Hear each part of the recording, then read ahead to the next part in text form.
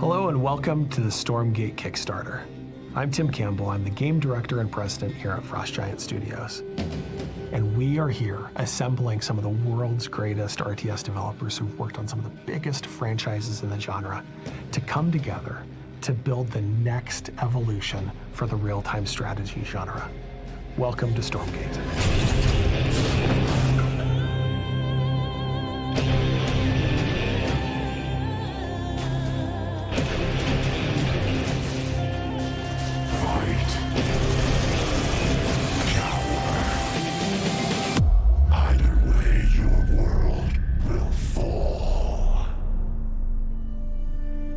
Our vision is to make the most fun RTS of all time. And to us, that means a lot of different things. First, it starts with core gameplay. We're opening up the RTS experience to new players through new modes, new ways of play. Whether you like story, or you enjoy cooperative experiences, or you want to get right into ladder and play hardcore competitive, we have content for you in Stormgate. To build this vision, we had to start first with the technology and tools to bring it to life. I'm James Anhalt, the chief architect here at Frost Giant, and I'm here to show you the custom tech we built for Stormgate. It transforms Unreal Engine 5 into the most state-of-the-art real-time strategy game engine. Get ready for Snowplay.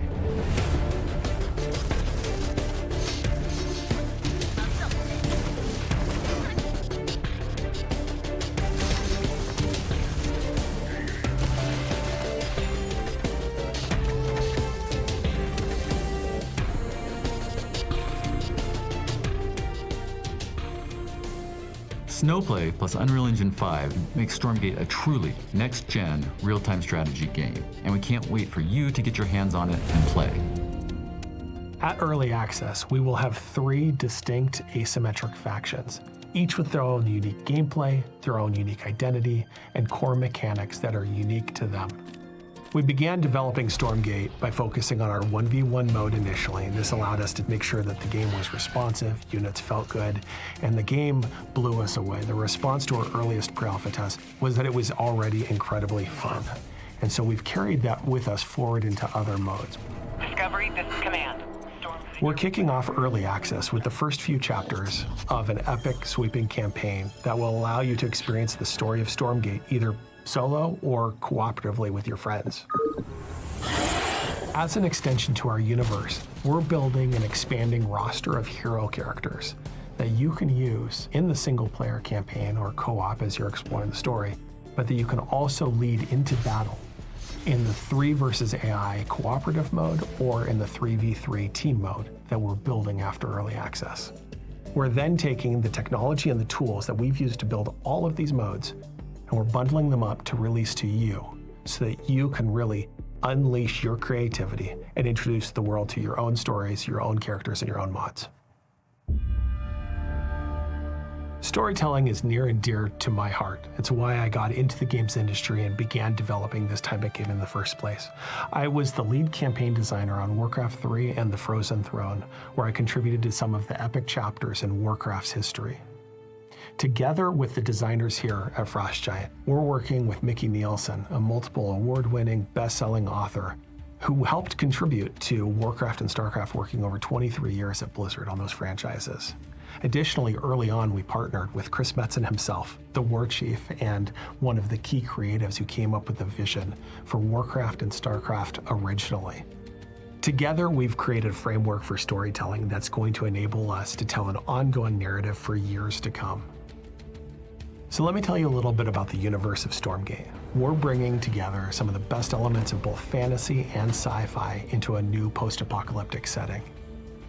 We're set in the near future inside the midst of this apocalypse, where an alien race of infernal, demonic invaders has swept into the world and destroyed civilization as we know it, subjugating all of humanity. And in the middle of this, we mix together post-apocalyptic settings with survivors and ragtag militias and marauders and all these desperate circumstances, along with hard sci-fi elements like battle mechs and spaceships and cybernetics. And then we introduce through the others these fantasy elements with dark magic and sorcery and rituals. At the end of the day, what we really want to do is be able to have a mech punch a dragon. I had the pleasure of working on the StarCraft 2 version of co-op, and it was a mode that I loved dearly. We see Stormgate's highly replayable 3-player co-op mode as an evolution of that mode in which there are even more replayable missions. There are more opportunities to cooperate. In addition, enemies will be more varied. There will be more dynamic occurrences in every given map. One of our primary design goals with Stormgate Co-op is that it'll be a new experience every time you play. A large part of what makes Stormgate Co-op very exciting is the heroes that we have planned for you all. The Stormgate hero is not only just a unit on the battlefield, it's also a brand new array of global abilities you can use anywhere on the map, and new units that are very specific to the hero itself. Let's take our first co-op hero, Blockade from the Vanguard faction. Blockade is known for being a resilient fighter supporting his teammates with heals and buffs. But Blockade's not just about defense. As one of the most grizzled fighters in the Vanguard army, he'll be able to jump into the battlefield and swing his hammer around to strike fear into enemies. And in a pinch, he'll be able to help his allies from across the map with his ability to teleport not only himself, but his units across the battlefield. Co-op in Stormgate is really a mode for everyone, and we can't wait for you to try. For more than 20 years, real-time strategy games have been a leader in the world of competitive gaming. With Stormgate, we want it to be easier than ever to compete. Our goal is to reduce the points of friction to enter events and play with your friends, find out who the best player in your school, in your town, in your city is. If you follow a content creator, if you're part of an online community, we want you to be able to play with your friends and other people in that same group. We want you to be able to spin up a tournament and just be competing immediately and removing any obstacles that prevent you from doing that. At Frost Giant, we see competition as more than just esports. It's about community. It's about empowering and facilitating the community to do what they love and to let them do what they want to do without dictating it to them from the top. Just so much damage over time on the high ground here. Gon's trying to snowball, but they're just going to take a massive shot. We've already gotten the game into the hands of some of the most skilled players in the world, and the results have been phenomenal. It's been fun to watch, it's been super interesting to play, and it's been incredibly exciting to see. The RTS genre has a long and glorious history with editors being released to the community. We've seen entire new genres spring out of the Warcraft editor, for example, with tower defense and MOBAs. That started out as RTS mods and maps, and then grew into entire new genres that have dominated the gaming industry. We aim to continue that tradition. Our team worked directly on the editors for Warcraft and for StarCraft. We built content with them, and we actually helped build the tools themselves. We're rolling all of that knowledge and experience into the tools for Stormgate to release to you. One of the powerful new innovations we've done is that the editor and the tools are not a separate client. They're built directly into the game itself. So with the press of a button, you can switch between gameplay and editing mode in order to make it fast and a tight loop to be able to create and test your own content. These tools will be usable to build mods. They'll be used to make maps and tell your own stories and build your own campaigns. Our 4 Cs, the campaign, the co-op, the custom games, and of course, the competitive gameplay, are at the heart and soul of what we're building here. So why are we doing a Kickstarter? We felt that this was the best way to give the community what they were asking for. We've received a lot of requests for physical merchandise. Also, we've received an overwhelming number of requests for how players can get into the beta. Online multiplayer testing is really expensive, and we haven't made any money to date yet. Through Kickstarter, we can expand the beta pool and allow more players to get into the game while supporting Stormgate. One of the great things about Kickstarter is it allows us to deliver a Stormgate Physical Collector's Edition. Vulcan online. The Vulcan mech is one of the defining units of the Vanguard army, and we decided to make the Vulcan mech the centerpiece of our Collector's Edition. Here you see a fully painted prototype of our 6.5-inch Vulcan statue.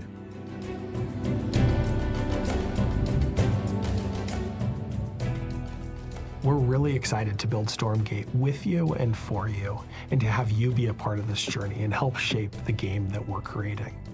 This is the beginning of the next 10 years for the RTS genre, and I want to thank you from the bottom of our hearts at Frost Giant for being a part of this process and helping to bring this game to life.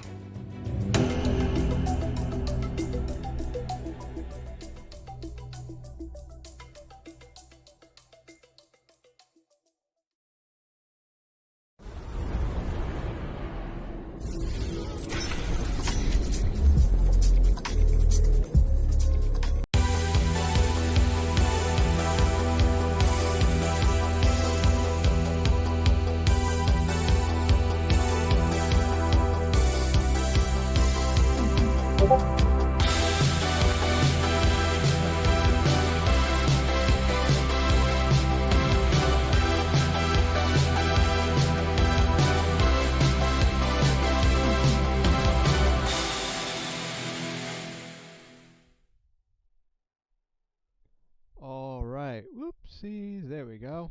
All right. Welcome. Welcome.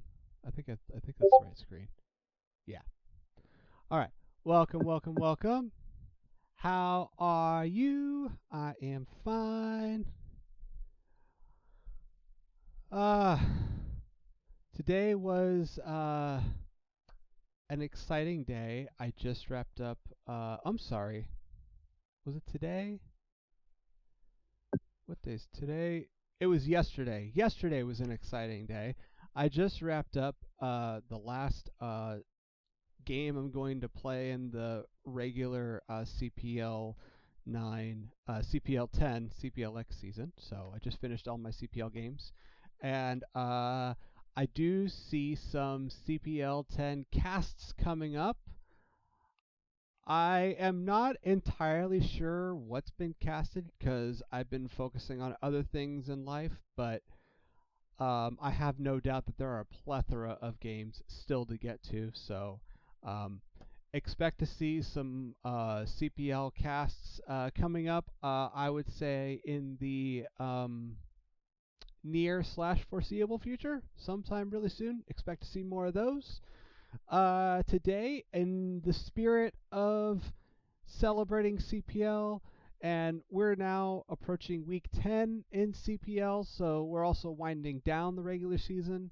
So, in spirit of kind of celebrating the league and also celebrating the winding down of yet another great season, what we're going to do today before we do some ladder games is I'm actually going to review two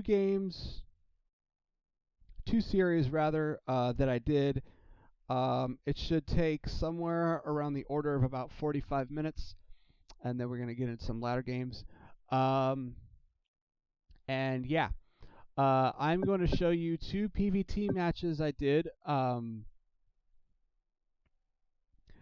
They're two tier 3 Terrans that I had the honor of playing against, and one of them in particular, they're a newer player, and I was lucky enough to play one of their first competitive games. So I love watching people improve over time, and it was great watching this player improve.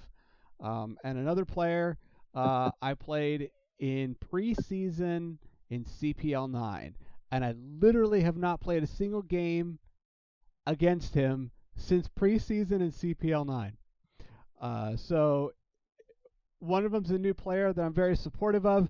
Another one is a player I've played before, and we got to meet again on the battlefield and just kind of see where we both are at. It was really cool. And so I will say, before we get too far into the replays, I will preface that I did extensive studying of both of these players. In CPL, you have the option to share your replays, and I looked in there, I looked at their replays, I looked at where they were, I looked at some of the logic in what they were doing, and I tried to figure out what I can do to prepare for that. So I did do a good chunk of preparation before facing these two persons. Anyway, so without further ado, we are going to get into some reps to celebrate progress and improvement in this hard ass fucking game. Improvement for everybody, right? It's everybody wins when we all practice and improve together, right? So anyway, we're gonna go over some CPL 10 reps, and yeah, okay. Oops. Nope.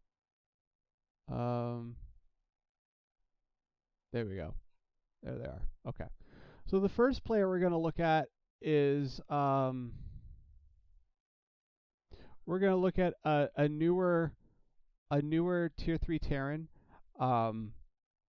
They go by Solarin, and my first introduction to this player, as far as I know, their first tournament was NSL 6, as far as I know, and they played. I take that back. It might have been CPL 9.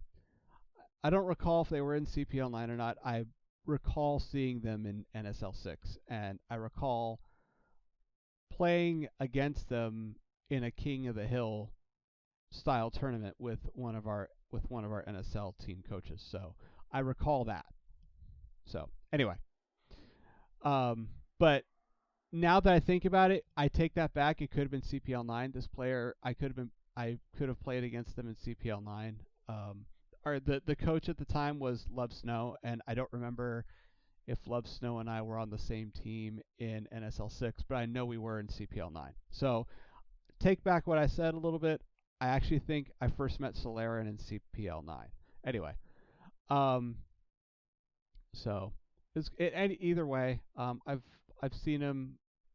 I've seen them at the beginning of their journey, and it's just great to see them improve. So here's game 1 against Solarin.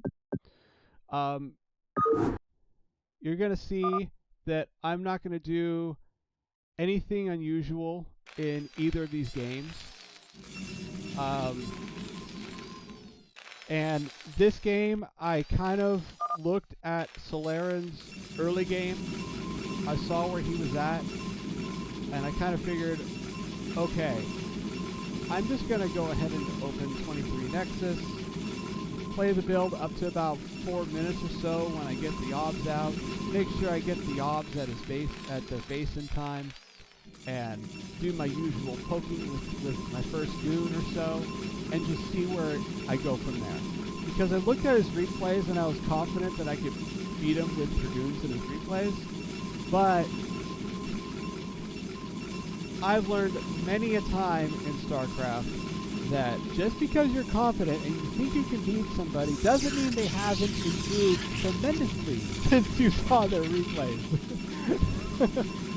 So that's why, although I was confident I was going to win this, I still wanted to err on the side of caution because I've had my confidence blow up in my face multiple times.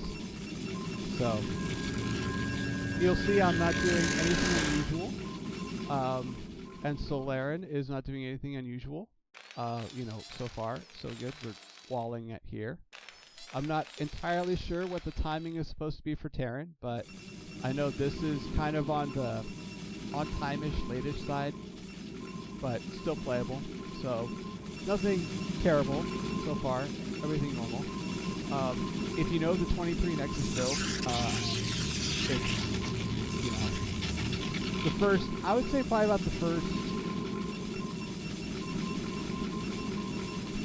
I would say 17 supply of the build of 23 Nexus is pretty boring. The build starts to get more mentally engaging once your dragoons start coming out. But I would say, yeah, the first 17 supply of the build is very, very boring. So if you know the build, you're not seeing anything unusual here. Solarin is walling. So excuse me. I assume they're gonna put a depot here. And ooh, that's unfortunate. Oh, okay, they just sent that to mine. Okay. So you can already see Solarin's baking up a little money. So maybe still needs to tighten up timings of the build order and everything.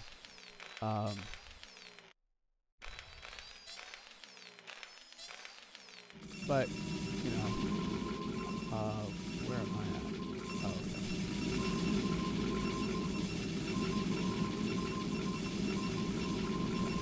All right. So, Scout saw the wall, kind of derped out over here. I had to get it under control, and now we're... Oh, there we go. This is the Scout's derping out. So the Scout kind of derped out here when I tried to send it back. I was trying to see if I could get in through this gap here in the wall since I noticed they didn't build anything there. But kind of derped out. Had to get it under control, move it here, and then on in. So, and that's what you'll see in a minute here. Solarian getting a scout off. This is okay. If you're a Protoss, I've learned, you see their SCV in your base, scouting what you have, it's okay. They're scouting how many pylons you have, whether this is spinning, you know. So it's totally alright. But I decided to change this.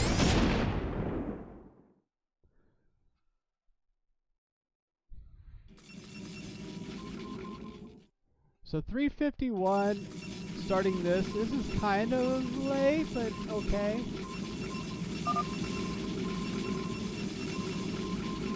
Starting my probe at 4 minutes.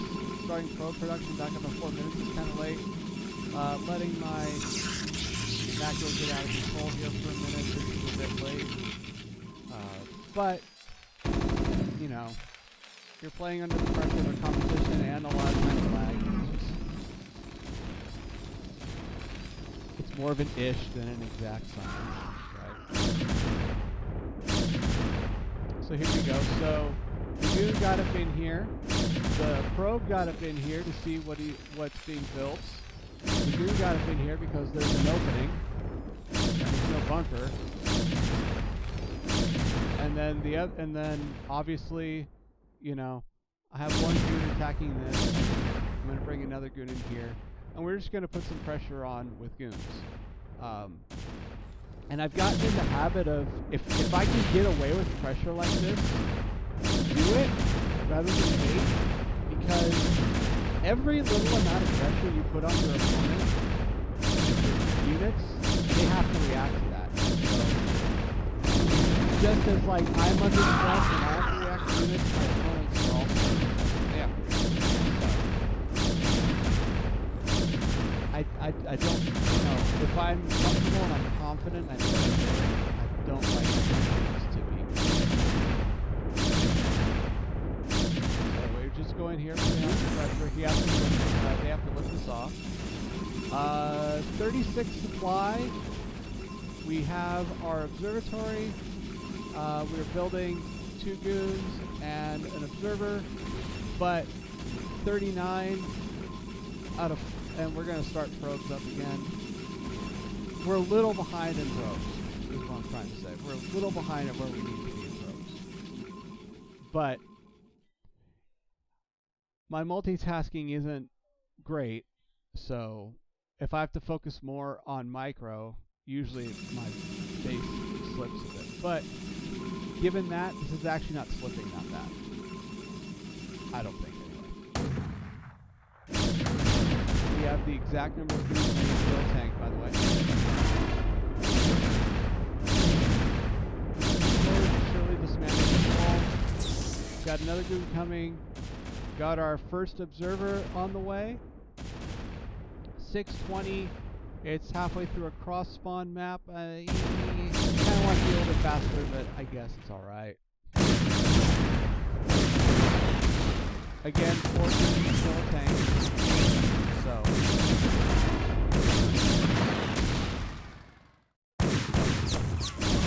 And, yeah, we've basically set out. As you can see, it does not take many goons to take down vultures. They're, without speed or mines, they're not the most effective. And we don't have speed. With speed, they're annoying. With mines, they're a threat. So, slow vultures are neither annoying nor threatening. Okay, so we have more goons coming up. Macro kicking a little bit. 8 goons now. 9 on the way. And 1 goon here.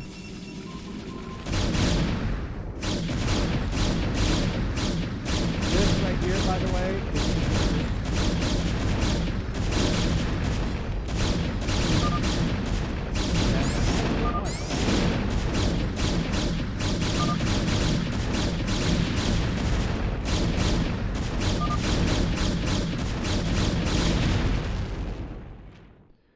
I double typed it because ally chat and public chat. But anyway, so there we go. Game 1, 7.5 minutes. And as you saw, I was fudging my build a bit because I'm juggling things that I'm not the best at. I was fudging my build, but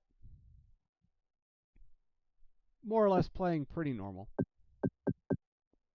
You know, I saw I could close that game out with goons, so I just kind of went all in. But pretty normal.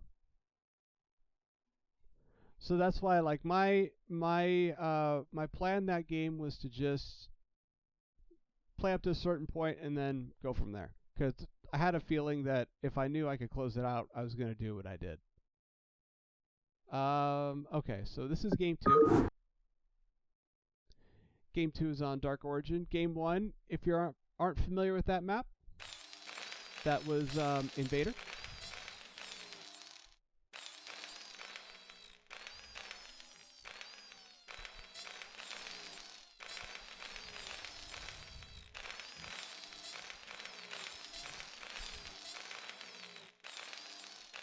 Alright.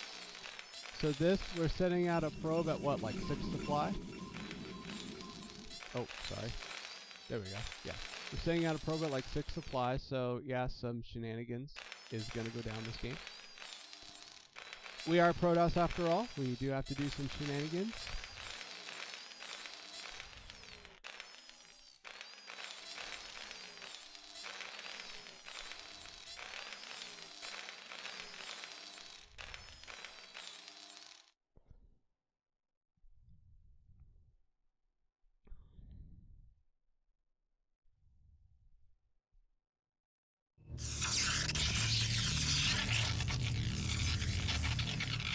Putting a pylon right at the choke point.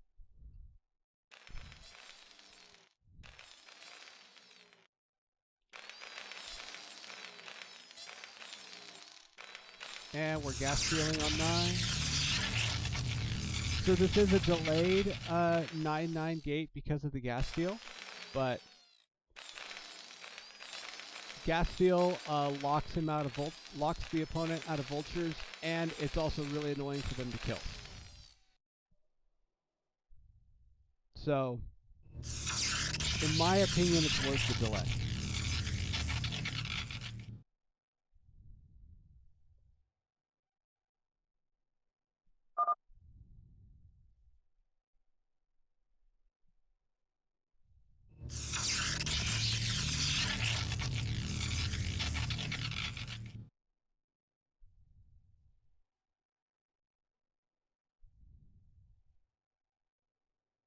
And there we go, 9-9 gate in motion, starting probes back up. Build a pylon here in a minute. Pylon on 10. Although I could have built it a bit later. But I'm not perfect.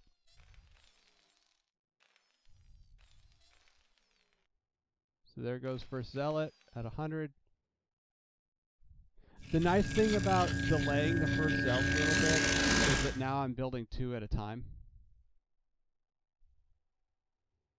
So these 2 are starting at about the same time as soon as I have 100. And look, he's still trying to kill this. And he has to now figure out a different build because because they are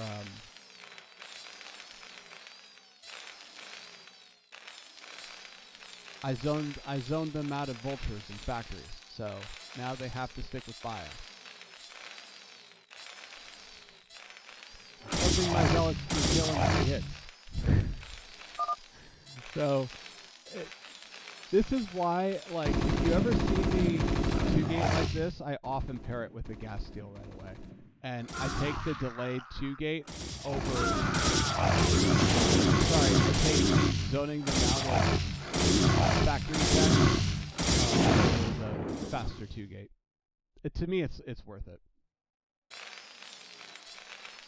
And look, I already have my own gas. just in case you go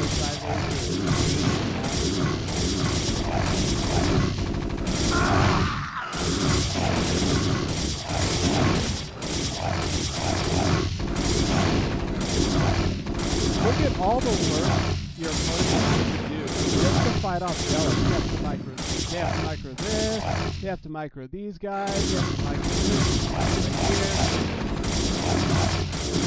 It's a lot of work. Stop. When you're just starting out, I suck at micro.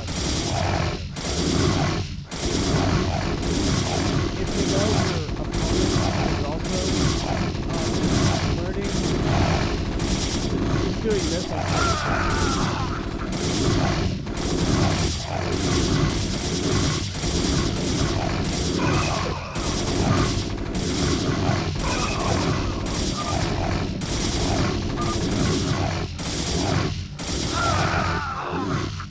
Not even 4.5 minutes. 3 seconds shy of 4.5 minutes. All right. So, those are the first couple games. I felt like that series was going to be straightforward, but I wanted to be very cautious in game one, just in case my opponent did something that I wasn't expecting because I got too cocky and I didn't look and check and scout and all that stuff. So I tried to do pretty typical normal procedures in a standard game because of that. And even doing all normal procedures, I still ended the game in 7 minutes. So even when you do all that, as long as you react to what you see, it's all good.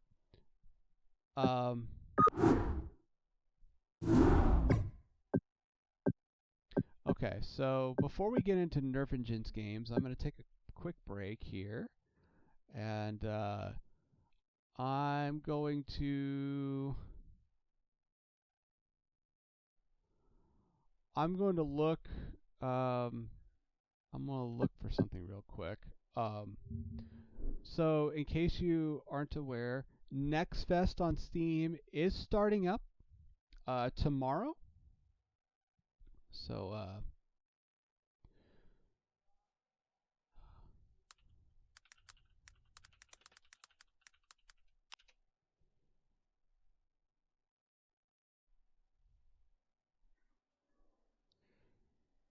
Next Fest on Steam is starting up tomorrow, and Stormgate is going to be one of the games featured at Steam Next Fest. And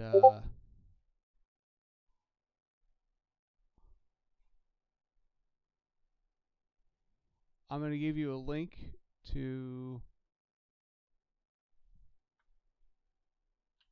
Stormgate on Steam.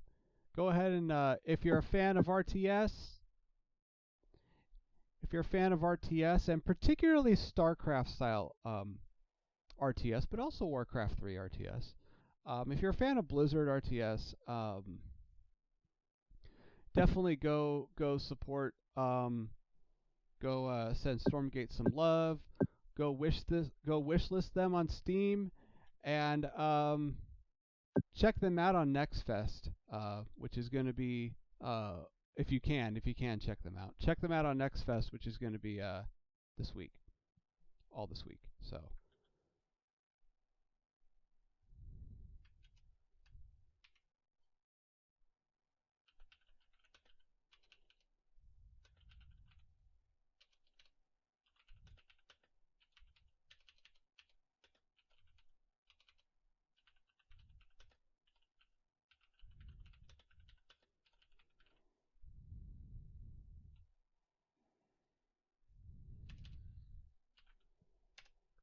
So yeah, if you're watching this video, go give Stormgate some love. Go give Stormgate some love. Wishlist them on Steam. That's the link right there. And go check out Next Fest this week. All right. And now we've got more reps coming up. This time, this is going to be the Nerf Engine series. And, you know, Nerf Engine, you know, I studied the player. I studied, you know, what I need to study. And I concluded that I was probably not going to beat Nerf Engine in the first few minutes like I beat Solaren.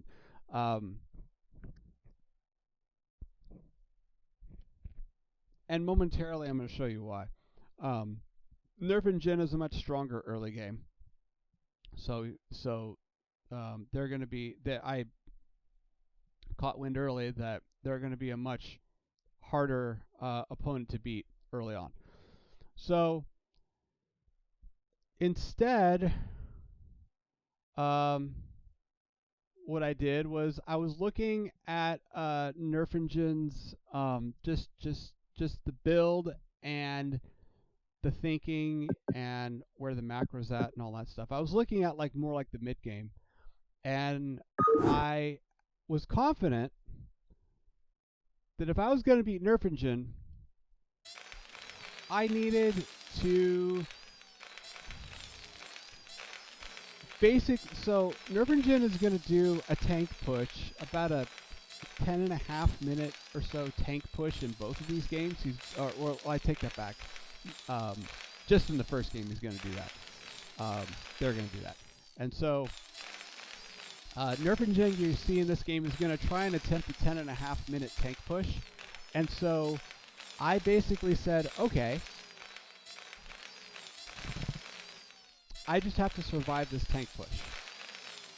And I looked at, I studied the games, and I was like, okay, if I survive this tank push, and if I survive this tank push, and I just keep pumping units out of my gates, I'm probably going to have the macro I need to win. That was basically my thinking in both of these games. And it turns out I was absolutely right. But you know, it's easy for me to say I'm right, but there's much more depth when you can see how I was right. So, once again, we're doing 23 Nexus, so beginning is pretty boring. But that said, my plan, I did have a specific build I was going for, and if you watch the games play out, you'll see what build I was going for, and I botched the crap out of it both games. So I really screwed up my build, and I still won, which I consider an achievement, right? If I screw up my build and I still win the series,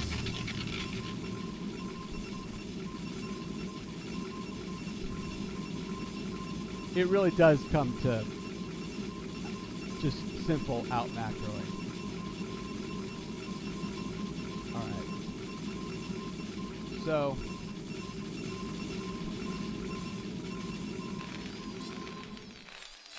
yeah, so you see we're at 13 supply, we're at 2 minutes.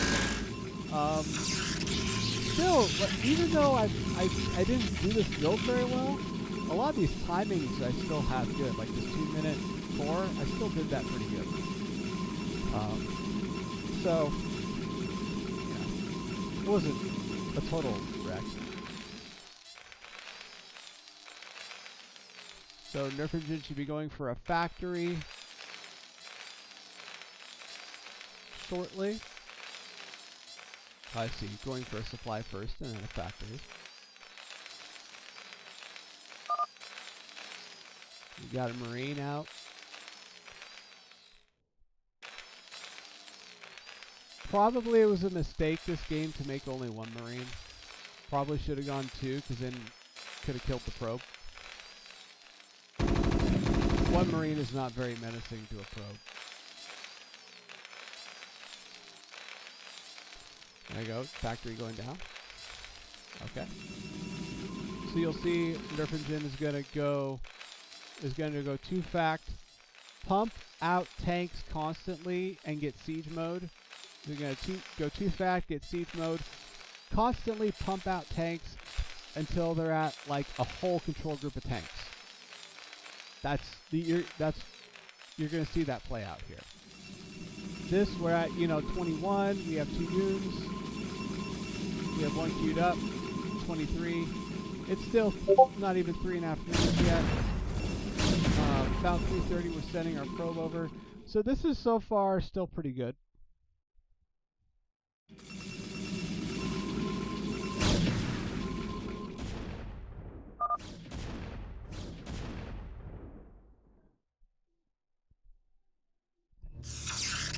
Still focused on killing the STG though, that we were late on the, we dropped the Nexus about as late as we want to drop the Nexus.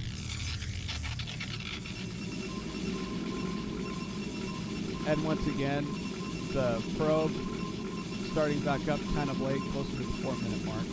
So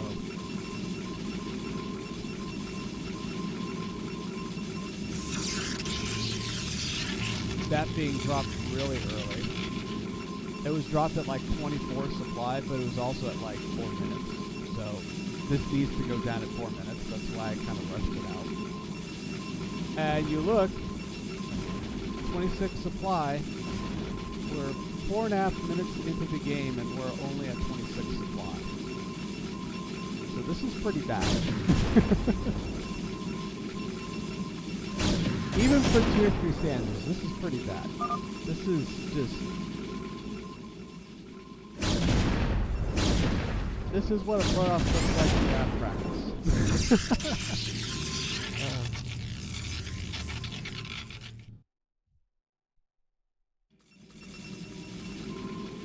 So 29, that went down. 30, we're about to transfer probes.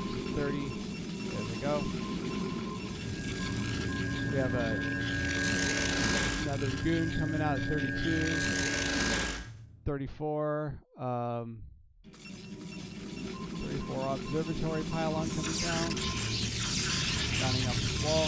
Okay, so far so good. A little...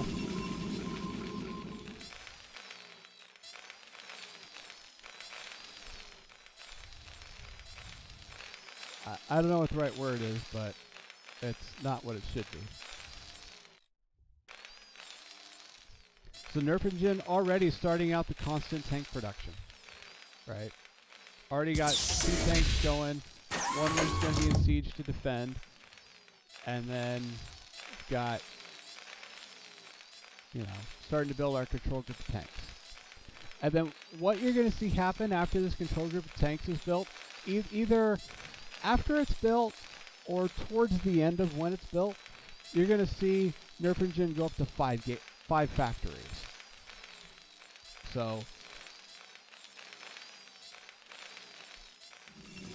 but you're going to see that my build that I'm doing, it's a very certain, it's a specific kind of build that Protoss can do when they do 23 Nexus, but it's basically I'm going for a timing attack build. And it's a very specific timing attack build that Protoss can go for when they go 23 Nexus. And I'm going for this build because I feel like that not only do I want to survive Nerf Engine's attack, I want to try and crush the attack. And I felt like this build that you're seeing me do very badly.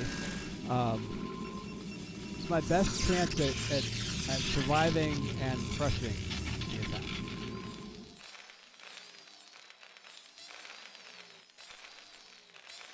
Perhaps I would have crushed it even, well, perhaps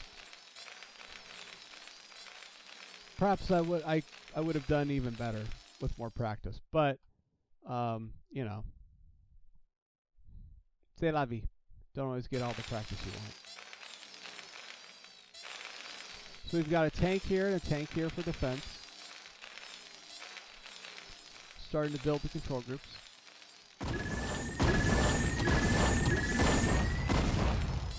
This, by the way, right here, is why I couldn't do any early game aggression with goons versus Nerf Engine, because these tanks here, combined with Marines, don't even need a bunker. These tanks would just melt 5 goons. If I went up with 8 goons, they would be absolutely decimated with all these tanks. So I knew that, okay. if we're gonna win this, we need to play into the mid game and play a superior mid game with superior macro. So here we go. So now we have the tanks coming up, the facts coming down.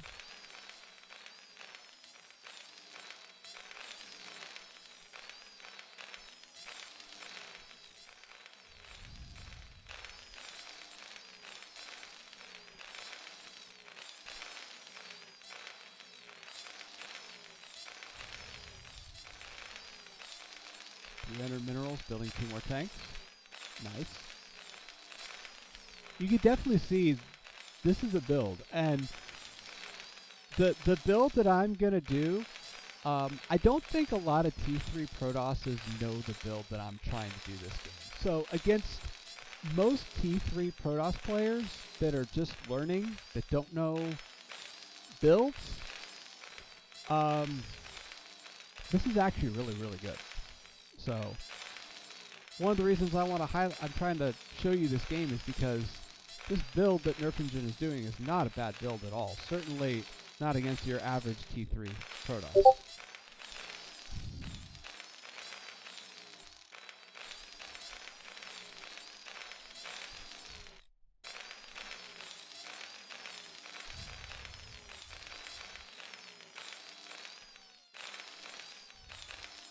So here we go. We have a control group of goons. We've got High Templar being trained out of very badly. I actually trained 2 just because I didn't have the gas to train 4. So I trained 2 and then trained 2 more and then Zealots. Started on Zealots. But it was very badly done. Got a wall here. So we're both going for timing attacks at around the same time, is basically the point of both of these builds. I knew that I was facing a tank timing push, and so it's like, okay, well, lucky for this player, I also know a timing push that hits right around the same time, so.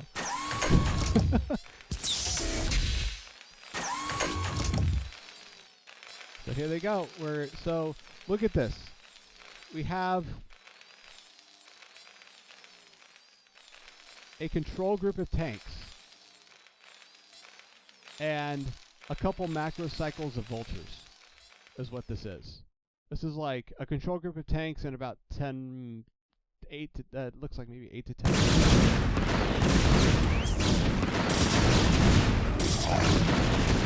5 factories. Now look what I went up to. We have 4 Templar restored, a bunch of Zealots in the back, a bunch of Zealots being built, and 8 gateways.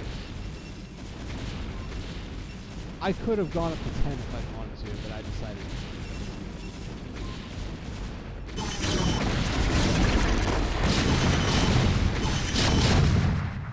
And as you can see, this initial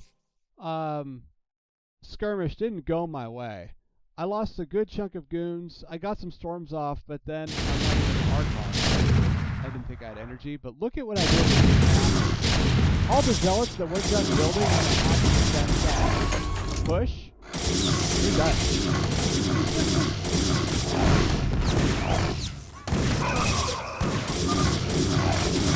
Let's take out every tank we see. Because I knew that the strength of this push was in the tank count, was in how many tanks he had coming out of factories. Look what is being built. More tanks, right?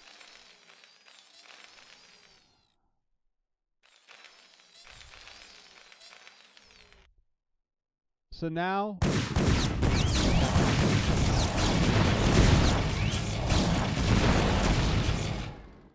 and we're going to try and take these 2 tanks. 3 tanks. Yeah, 3 tanks. So, luckily, 3 drugs will get this right on top of it. Look at that. They just get right on top of it. Vultures counter zealots, but once zealots get on top of tanks. And zealots also take mine hits rather well.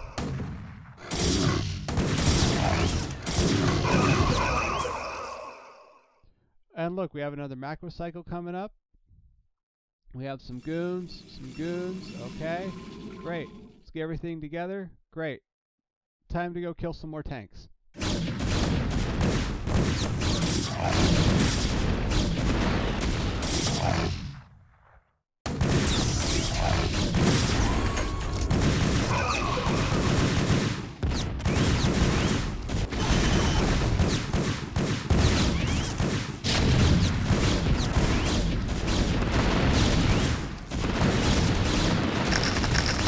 So this sucks that Miles is giving all these connections, but look what's on the field.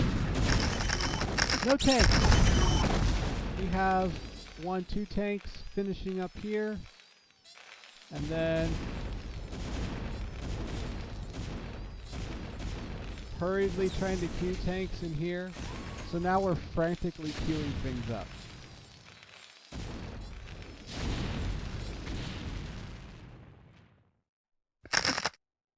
Oh, hey, look, he has some siege tanks, and I don't have a lot of stuff. Let's regroup a little bit. Okay, we're going in again. We have our speed zealots now. The speed zealots can just charge forward and get right on top of this thing. Look at that. Look at how much distance is. And now,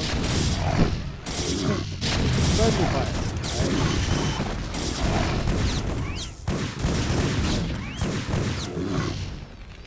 One tank out.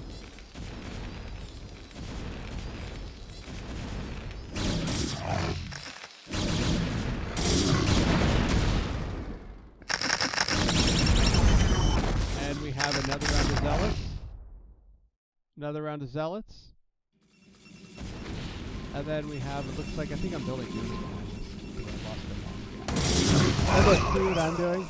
I'm also frantically queuing stuff up.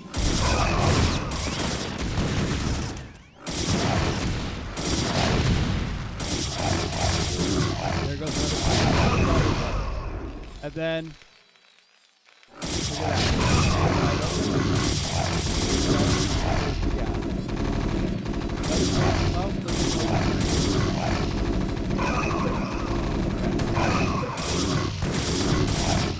You can see the missions here very clearly. With every macro cycle, go in, get as much value, take out as many things as possible. And now here comes a full macro cycle of goons. I think at this point I'm just building goons non-stop.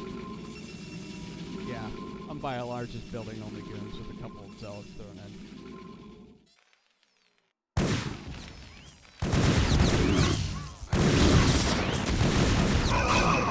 Vultures are not too fun.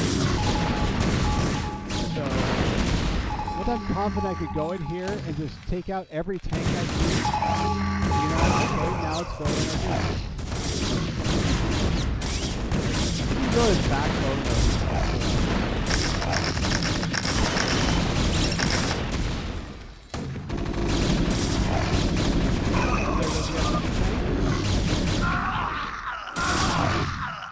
So why was this GG? Really what happened was my macro just kept going. I had 8 gateways to, how many did we have at the end here? 6 gateways. 8 gateways to 6 factories. These gateways are non-stop pumping out units.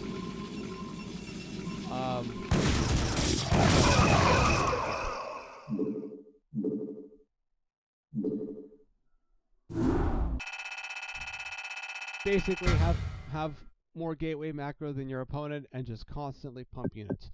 You saw, if you were watching that replay and kind of ignoring my commentary a little bit, you would have noticed that I'd stopped building probes at like 53 probes. So I was very much just doing it all in at that point. I stopped building probes and I just constantly pumped out of gateways.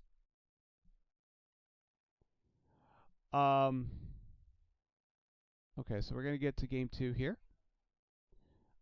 This game it played out very differently, but as you can see, I kind of did the same thing in this game. The same build, but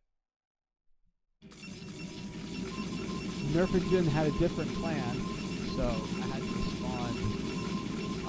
I had to respond to the plan differently. Also, in between these games, we played one. I mean, that first game was mentally exhausting, so we both played one mentally taxing game. And then we had to play this game like twice. We were playing in tremendous lag both games. First game 2 was a disconnect, so we had to remake game 2 and start it over. And both games were done and both game 2s were done in a lot of lag, so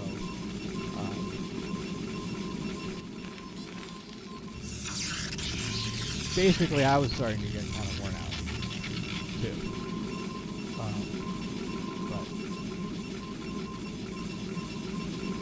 So let's go ahead and speed this up a bit. Right. This is all pretty normal. Nerfogen is doing the same. I think they're doing the same version of Siege Expand that they're doing.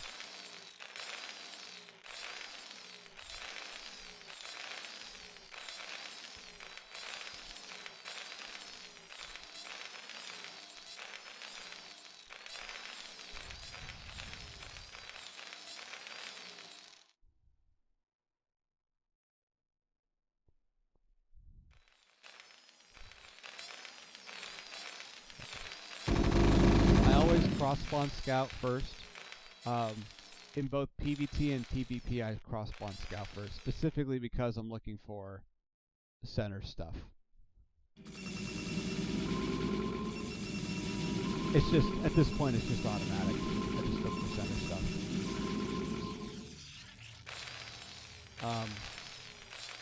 So.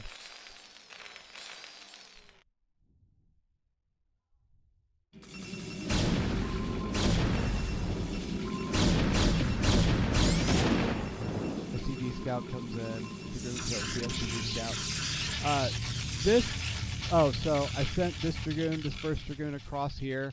Let's go back and replay.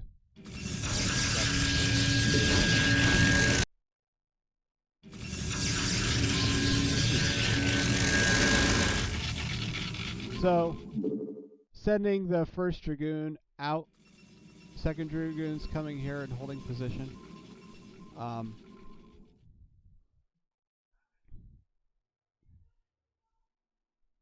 SCV comes in, we go ahead and okay, so first Dragoon Scout comes here at like 4:15, kind of late, but I think he was building the CC at 18, so I kind of already knew he was building the CC. But when you do this build, when you do 23 Nexus, you always send your first Dragoon out like this. So I just kind of did it just to do it. We're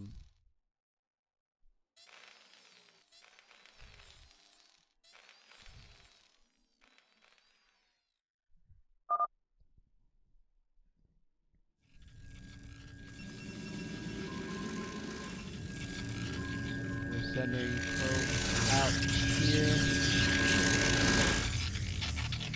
Look, it's very messy. They're not even mining.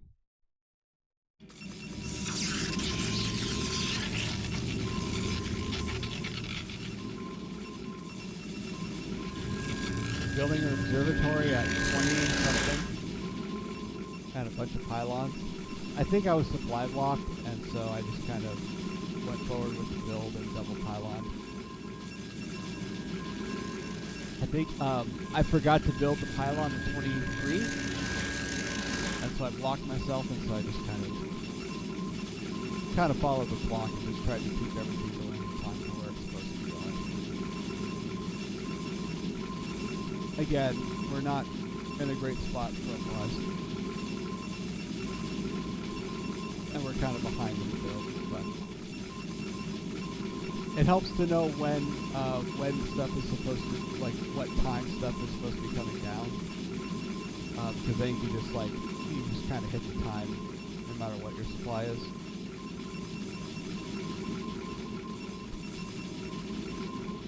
First observer 6:15, and first observer is almost halfway across the map. That's actually really good.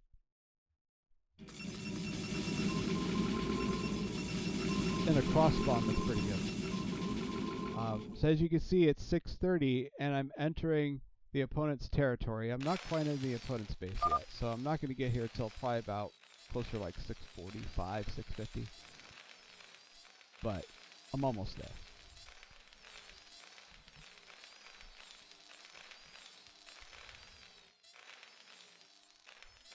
Yeah, there you go.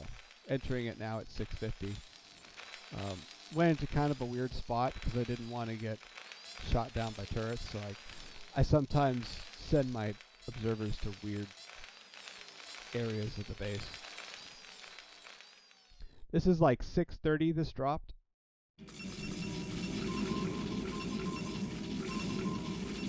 And we got our Citadel, the Dune, starting very late. We're at 8 goons, I think. 7 goons. We're at 7 goons. So now we're going to be at 10 goons.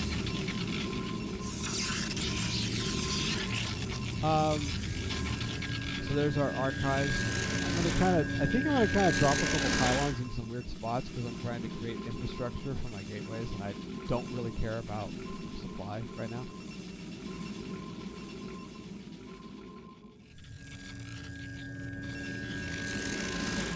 Citadel legs are starting. Storm is going to be starting very shortly. Have 2 gases, just dropped the 3rd when this all moved here. So very shortly we're going to be on 3. But, you know, you look at the gas that I have, I just spent gas on 3 Templar. And I'm about to spend the 4th on Templar.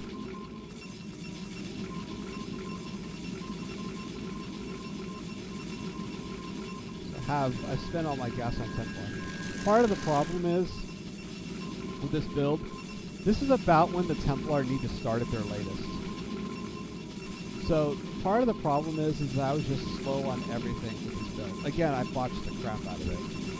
I was slow on everything with this build.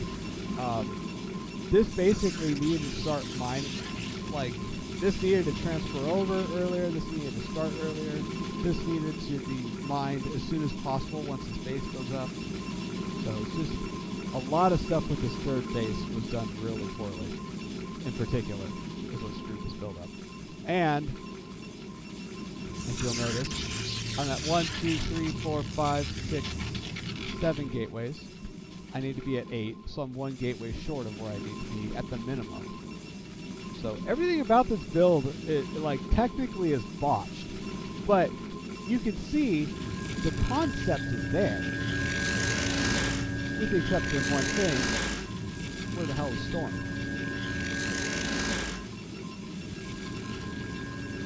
Right. So with the exception of the fact that I totally forgot Storm, the concept of the build is there. But you know what? Stuff like this happens in StarCraft where you're just not having a good day and you screw up your build so much. Part of the game is learning how to keep playing from not very favorable positions. Game 1 is an excellent example. When I defended his tank push, I did not have my zealots with my army. My army was not together; they were out of position. but I still pushed the vultures back with the goons, and I still got some storms off. Killed a good chunk of tanks with storms. So, you play from what you're at.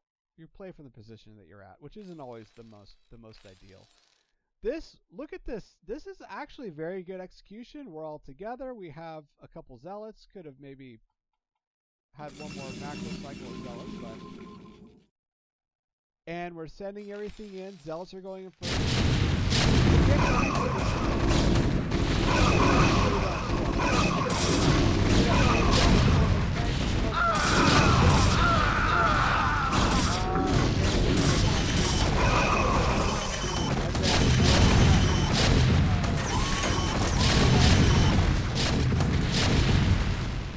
That's literally the way that works. Oh crap, I don't have storm. And look what I started right away after I pulled out. Storm. Sometimes you don't always play from the most favorable position. But look at this. Look at this zealot. I've already remade the number of zealots that I've lost. I'm remaking more zealots.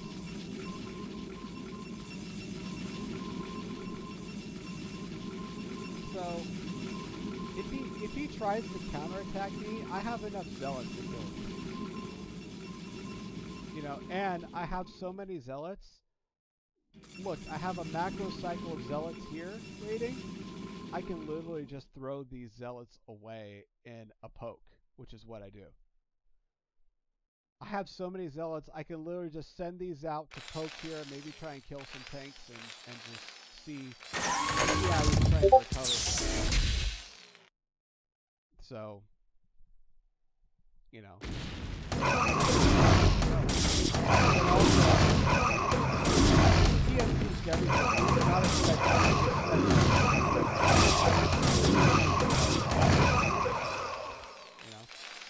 it's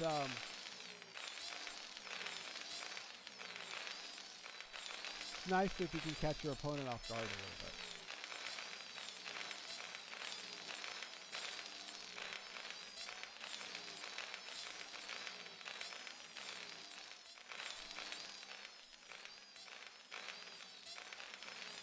So you see, we went back up to 6.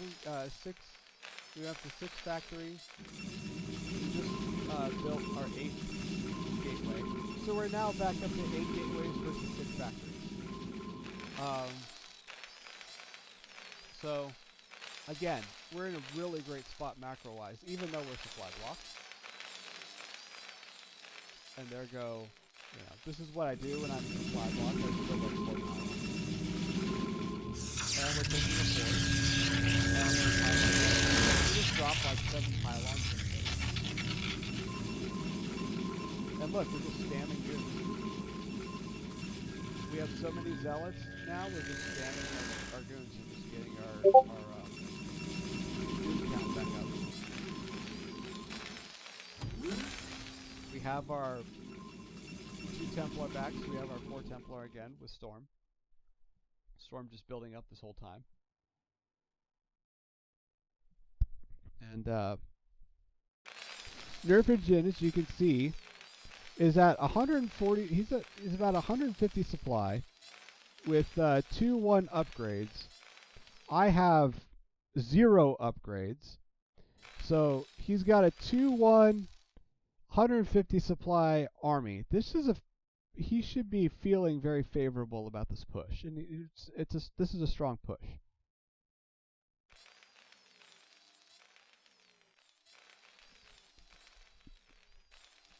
And I haven't spent any of this time upgrading my stuff. I probably should. At this point against 2-1, ideally I should be upgrading, right?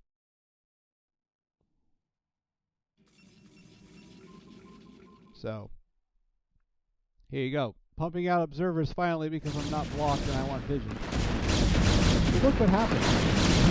Totally butchers. Tank ignored 2-1. Sorry, Storm ignored 2-1. And we have a whole bunch of... And just look at the hidden supply.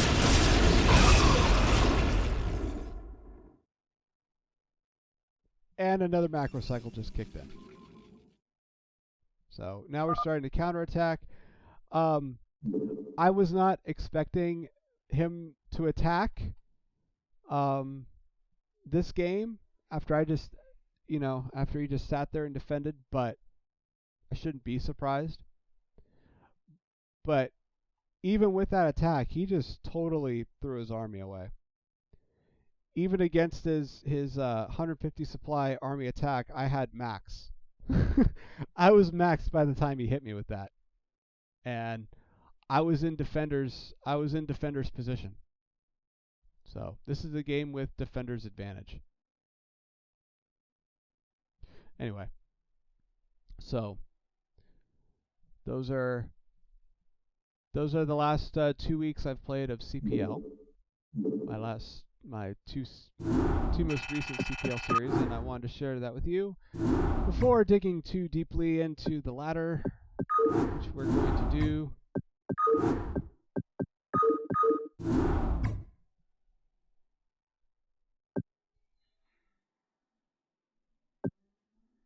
We're not going to play on my Breeze account. We're going to play on my... Oh, we have a new season? Really? Oh, shit. What are the maps this season?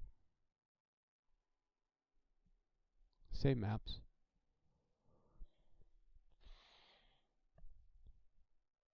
Okay.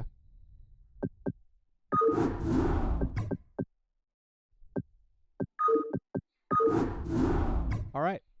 So we're doing placement matches. Nice. Okay.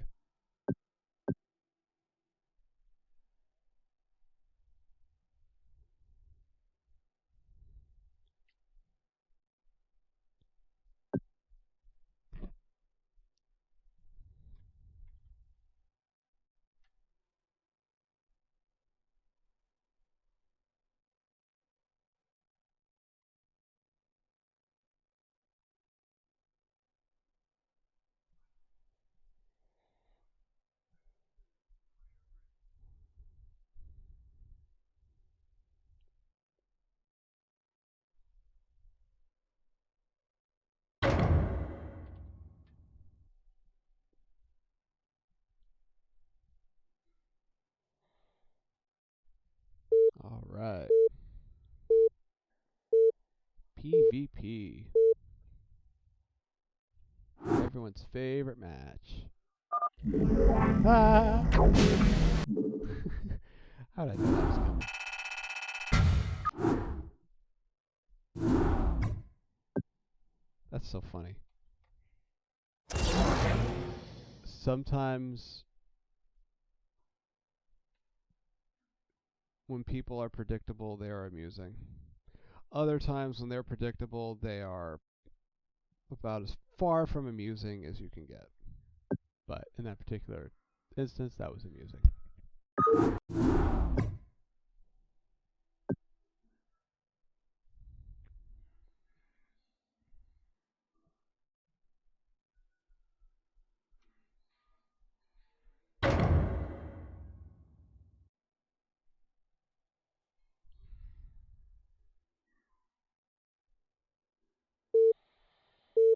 Okay.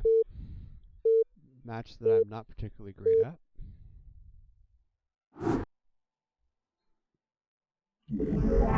But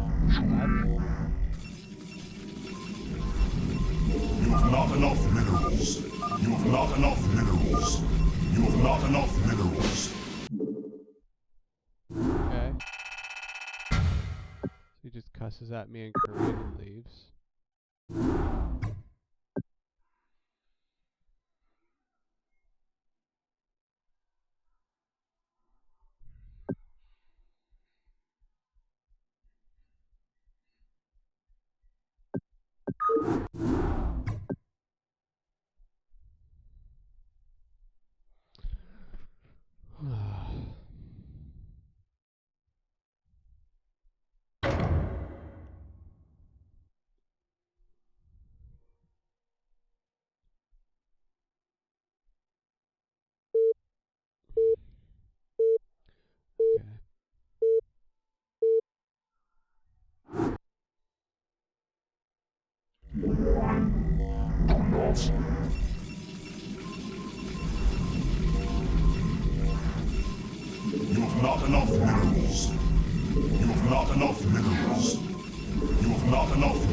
minerals. You have not enough minerals. You have not enough minerals.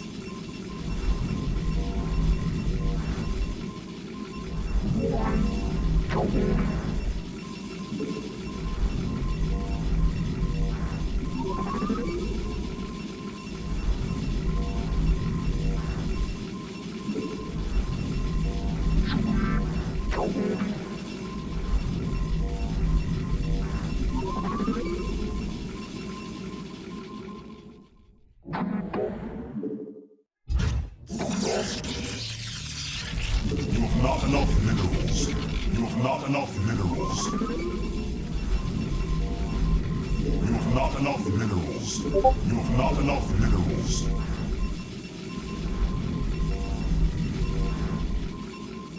You must construct additional pylons.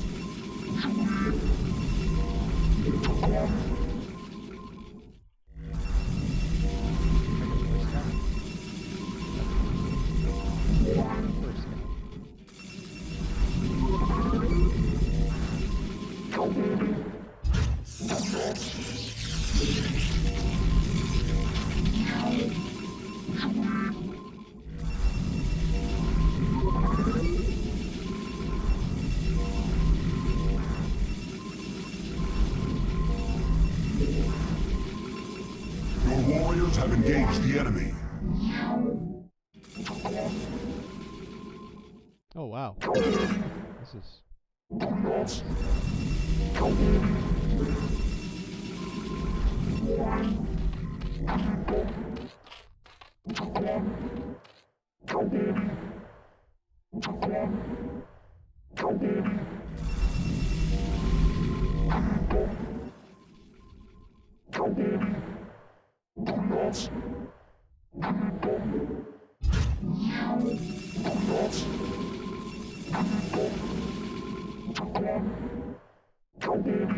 You have not enough minerals. You have not enough minerals.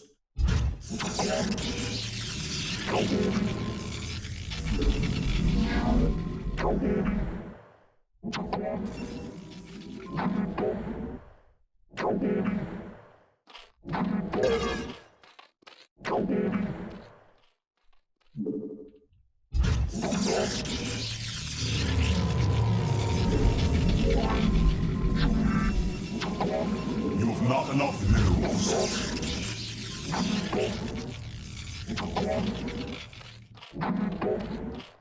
okay. That looks like 6 wings. You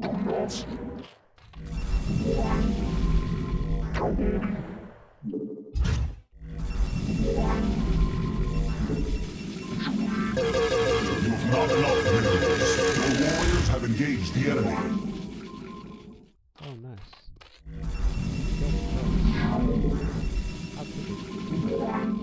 Poor probe. What did it do to them? Oh, it existed. You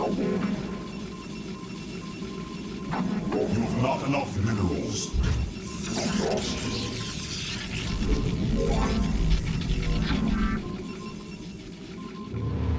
You have not enough minerals.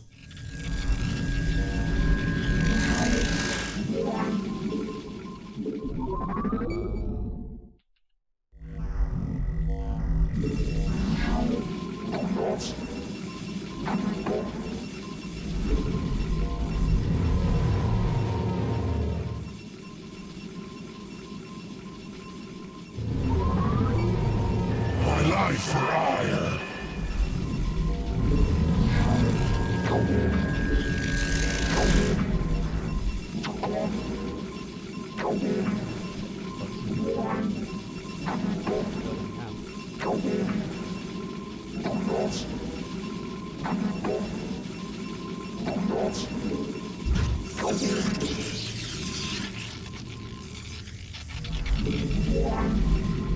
My life for ire. You require more Vespine gas. You require more Vespine gas. You require more Vespine gas.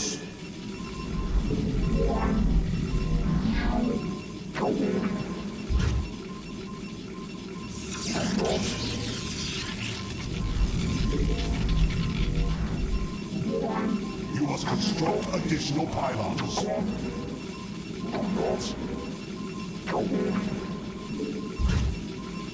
My life for hire.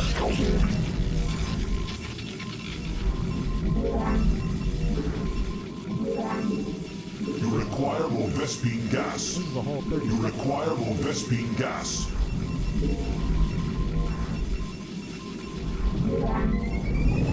Command calls for Hadun.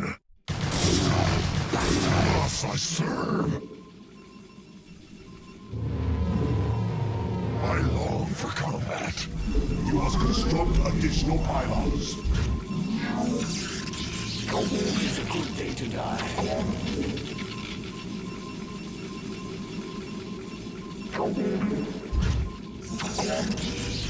You must construct additional pylons.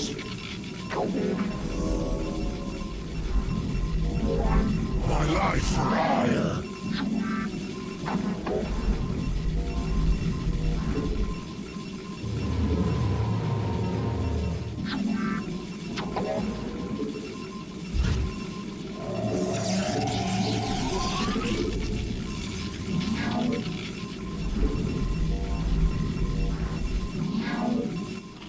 I stand ready. Excellent. Oh, at last. I thought you'd see my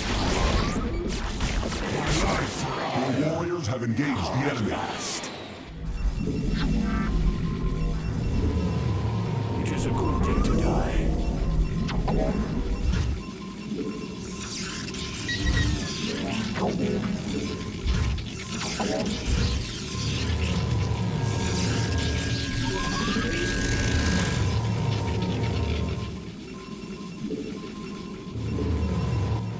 Ready for battle.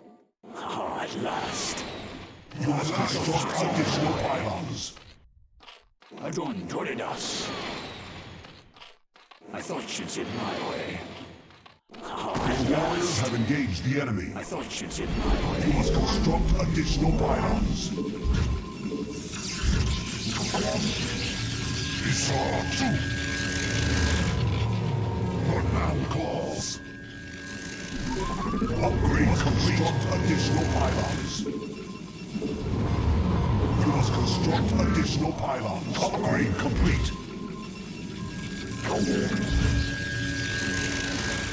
What now calls? Honor guide me. Your warriors have engaged the enemy. I long for combat.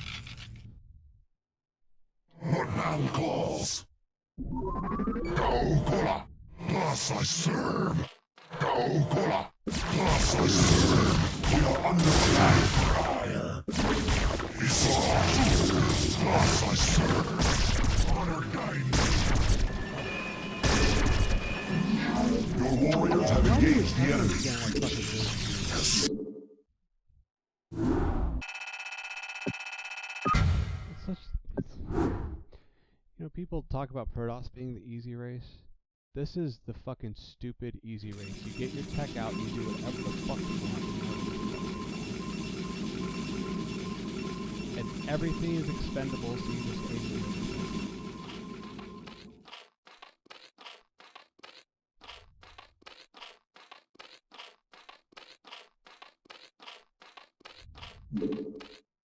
Alright. I've seen Zergs do this a lot, so there's got to be some new meta that counters this build that Zergs are doing that gets you a lurker at 6 minutes instead of a Hydra bust. You get a delayed, probably get a delayed Hydra bust because you get a 6-minute lurker contain.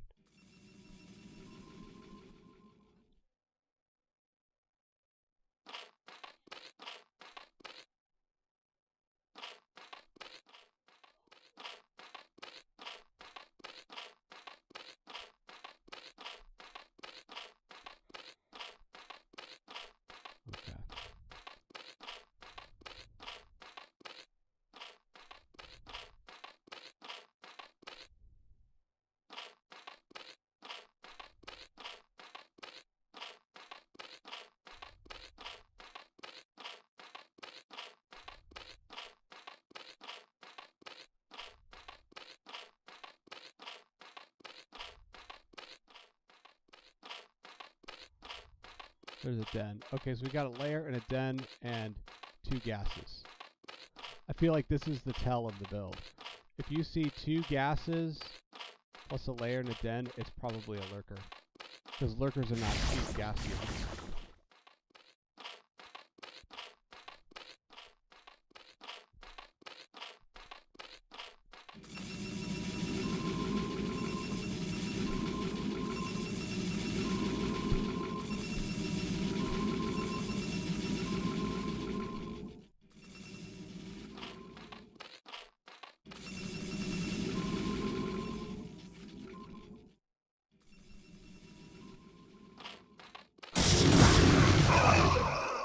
And the lurker egg was morphing right there.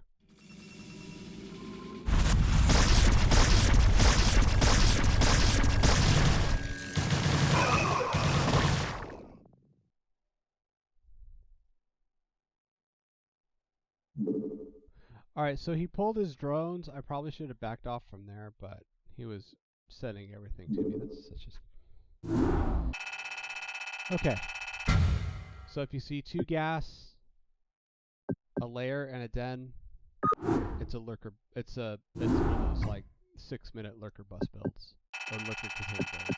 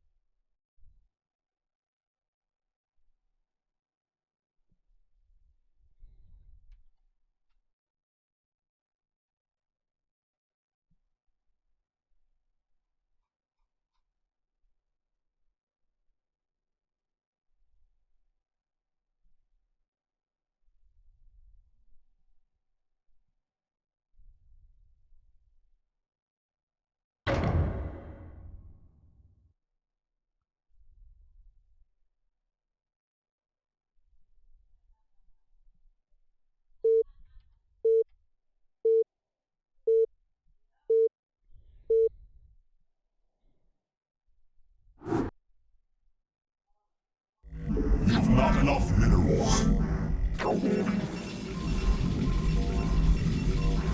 You've not enough minerals. You've not enough minerals. You've not enough minerals. You've not enough minerals. You've not enough minerals. You've not enough minerals. You've not enough minerals. You've not enough minerals.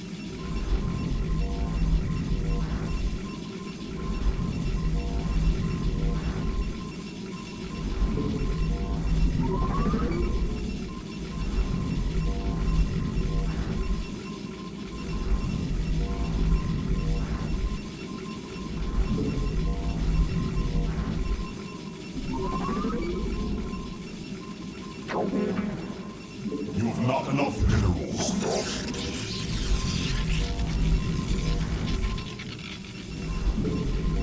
enough minerals.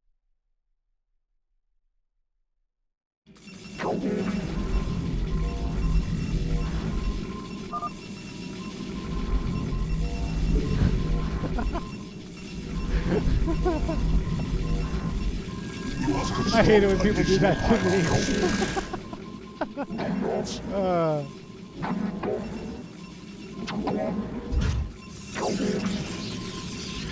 You've not enough minerals. Especially after lag.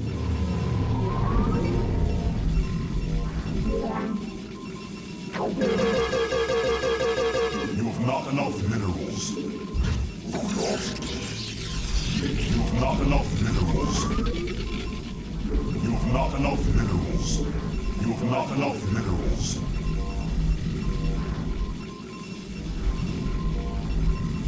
I can follow that up with house tour. You've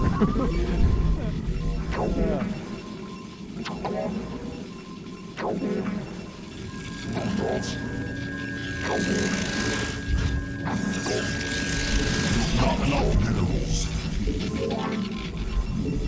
You've not enough minerals.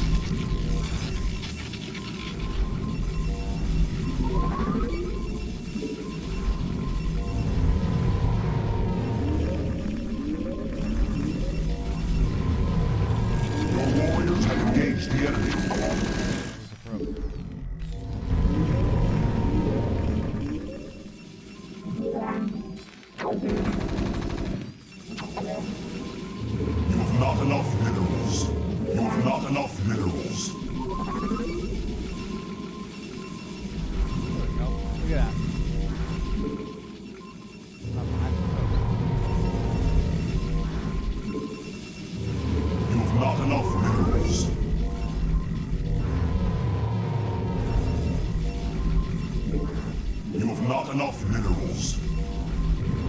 That's an idiot.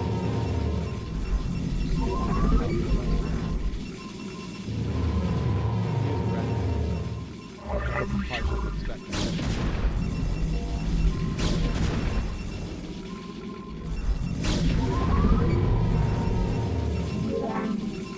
Can't fault him for the Receiving. lousy education race.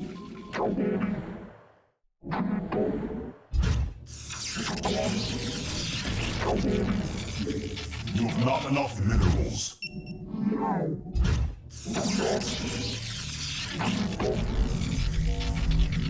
I have returned.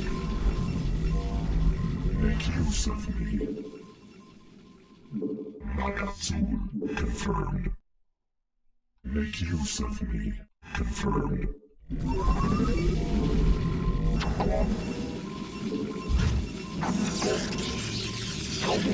Your warriors have engaged the enemy. For vengeance. Zakaladas. Receiving. Confirmed. Upgrade complete.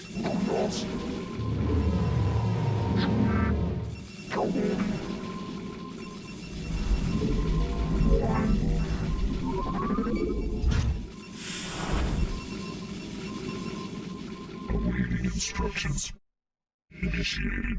Lockdown. Initiated.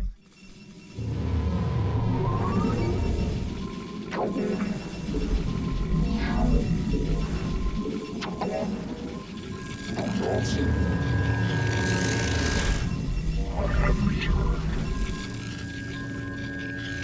Zakaladas. Confirmed. Galasas. Mitora. For vengeance.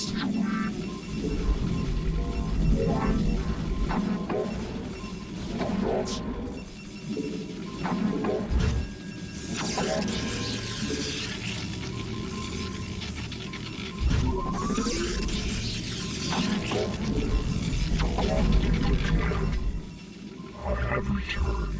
Nagatsu. Input command initiated for vengeance.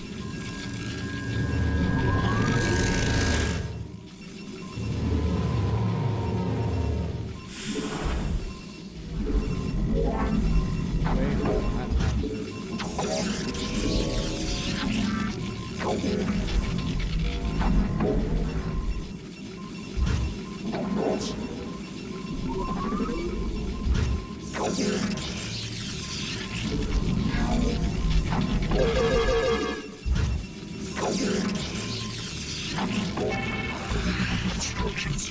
Nagatsu confirmed.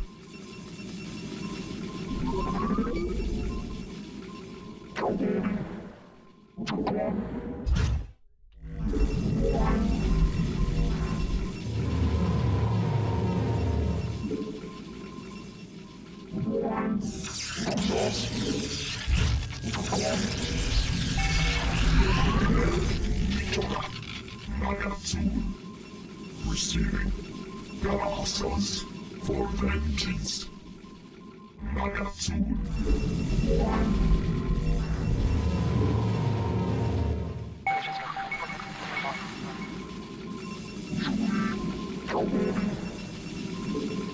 Your warriors have engaged the enemy. Awaiting instructions. Confirmed.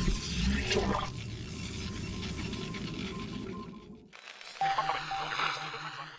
I am needed.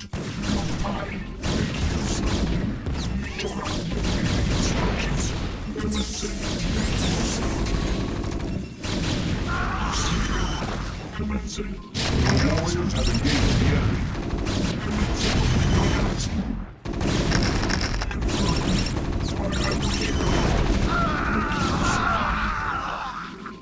Awaiting instructions.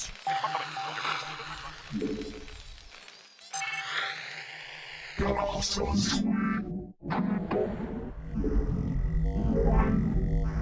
Oh, fuck.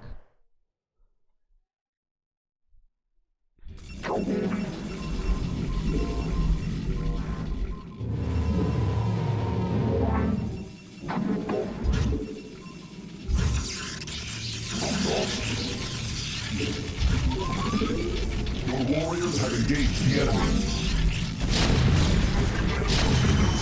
I have two for vengeance.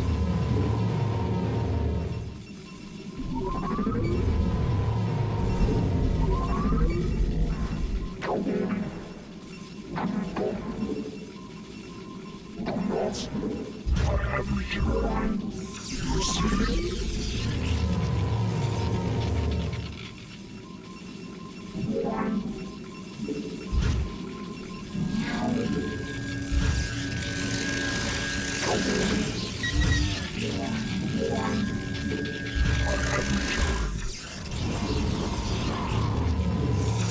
You require more Vespine gas. You require more Vespine gas. I have returned, not.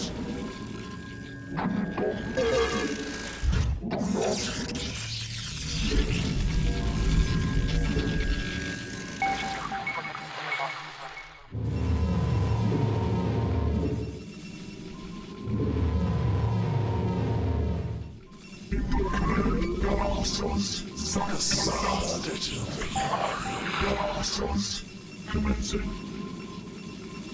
Confirm. Upgrade complete.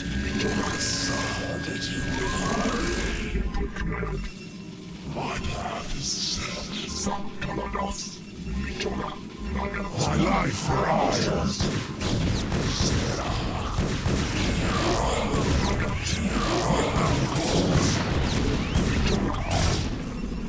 Your warriors have engaged the enemy. I have returned. You have not enough minerals. You have not enough minerals. You have not enough minerals. Research complete. My life for hire.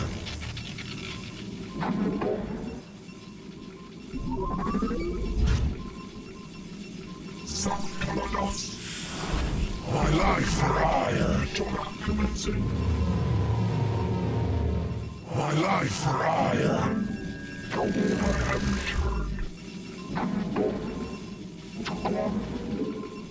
My life for have engaged the enemy.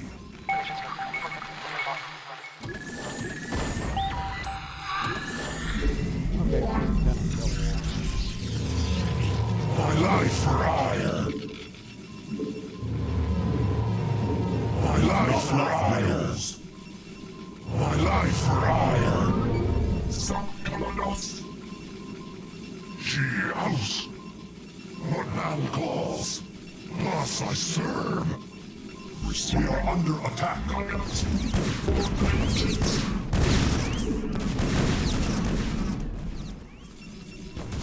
life for hire. Your warriors have engaged the enemy. My life for hire. You have not enough minerals. You have not enough minerals. Galaxos. Receiving.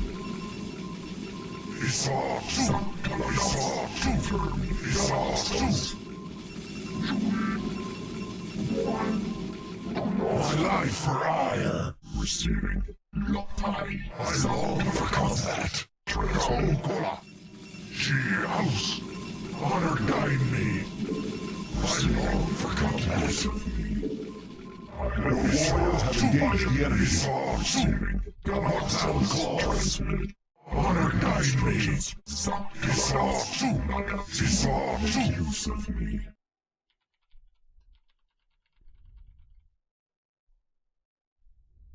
Instructions. He saw she house have engaged the enemy. She house was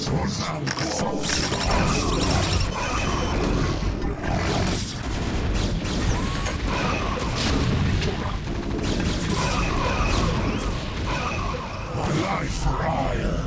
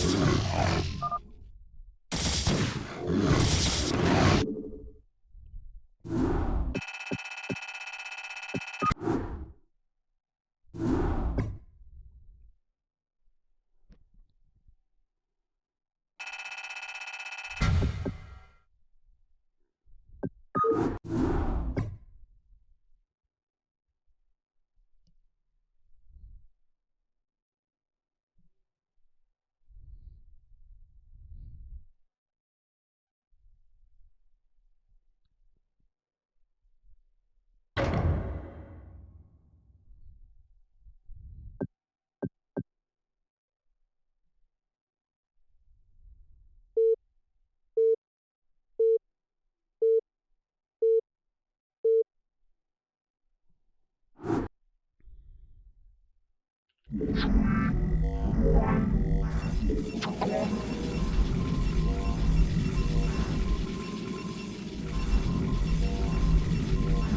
not enough minerals. You have not enough minerals. You have not enough minerals. You have not enough minerals.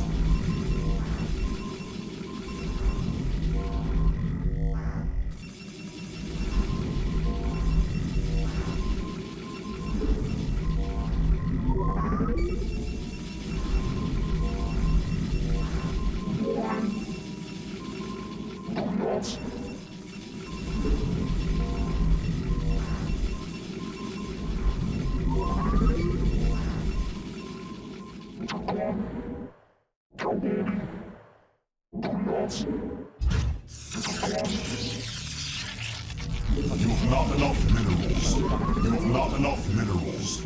You have not enough minerals. Because of this stupid fucking slant.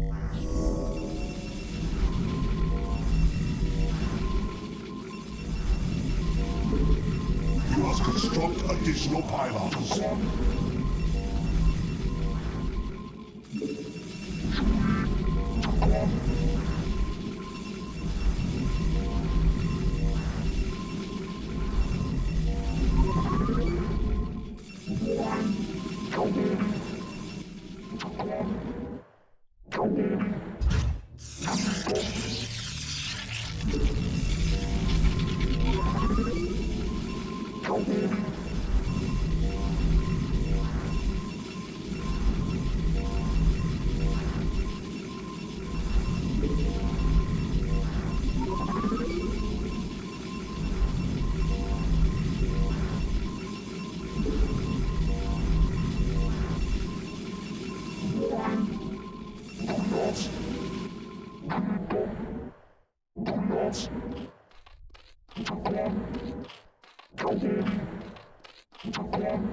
Okay, so this is gonna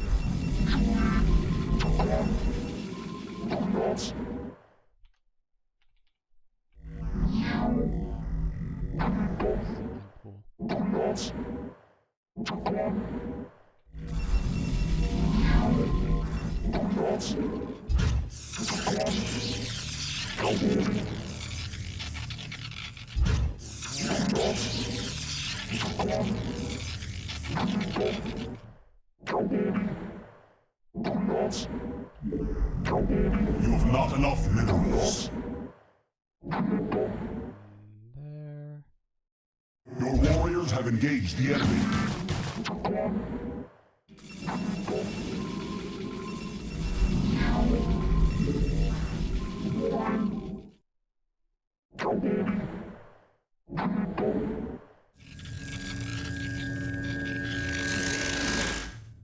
Yeah, I fucking hate this map. Look at this fucking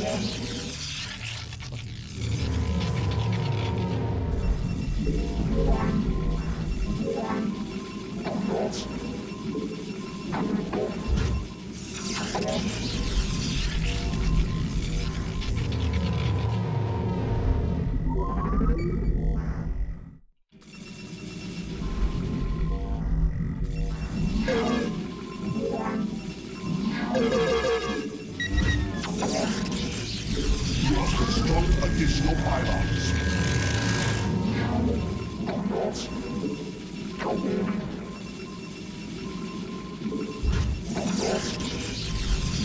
You have not enough minerals.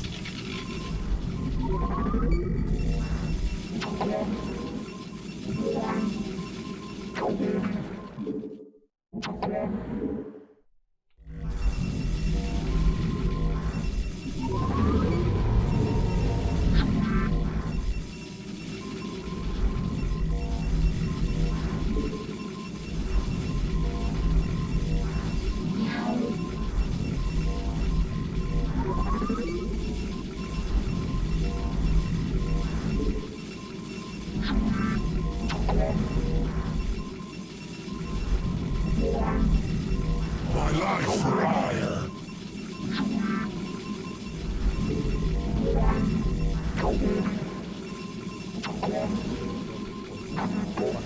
You require more Vespine gas.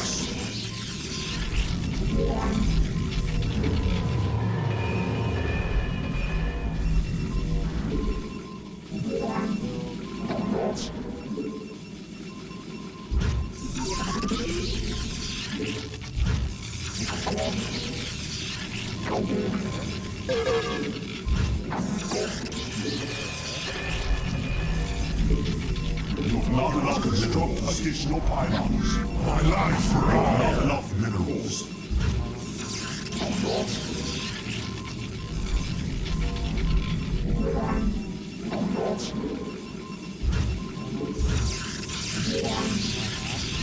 You must construct additional pylons or land calls.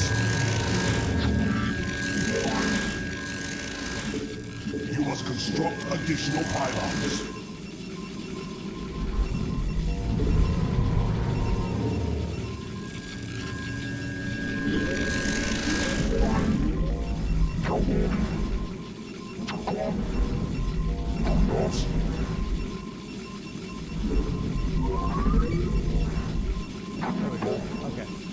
You require more Vespine gas. It is a good day to die. Ready for my life for ire. You require more Vespine gas. Let us attack.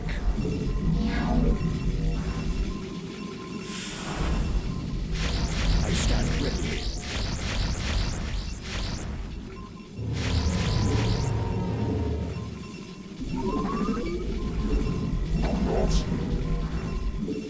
My life for ire.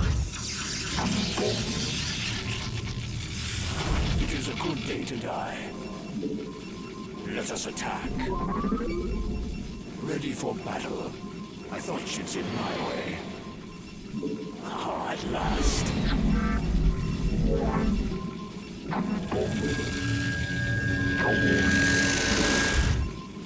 My life for ire. It is a good day to die. You have not enough minerals. What man calls? Us I serve. Let us attack. Ready for battle. I stand ready. Ah, at last. Excellent. Adon Toridas. It is a good day to die. Ah, at last. I stand ready.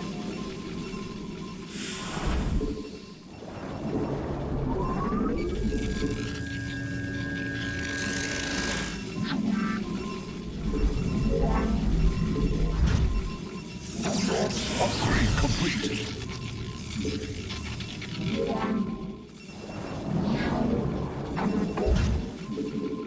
You require more Vespine gas.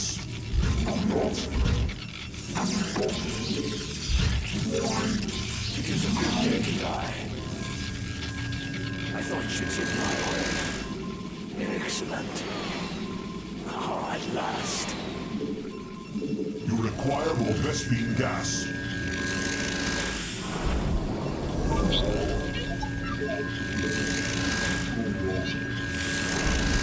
You require more Vespine gas. Complete. Honor guiding me. Now calls. Your warriors have engaged the enemy. It is a good day to die. May I be of service? We are under attack.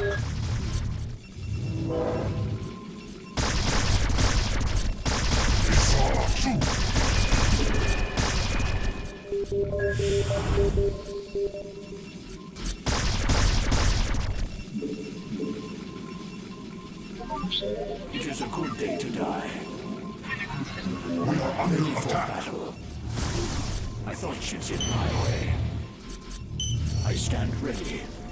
Ah, at last.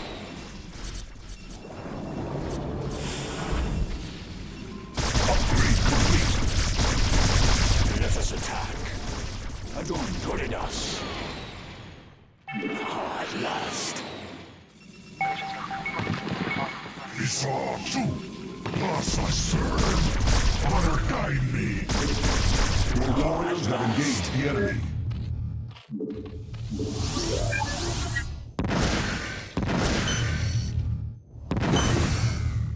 Ready for battle. Excellent. Your warriors have engaged the enemy.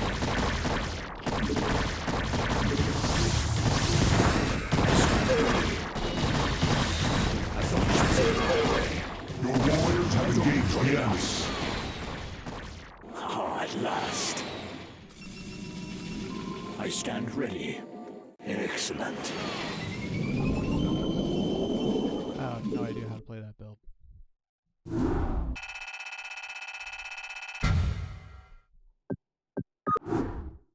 But yeah, Zerg is such a stupid race. All things being equal, it is the most just be an idiot, do whatever you want.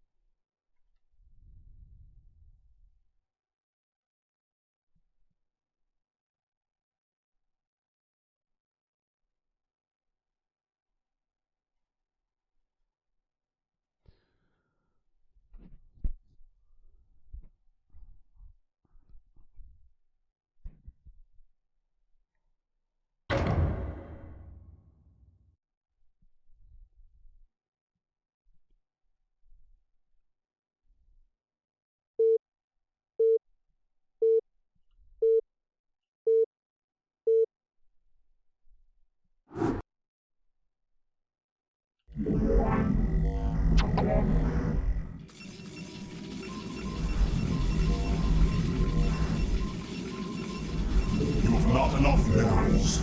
You have not enough minerals. You have not enough minerals. You have not enough minerals. You have not enough minerals.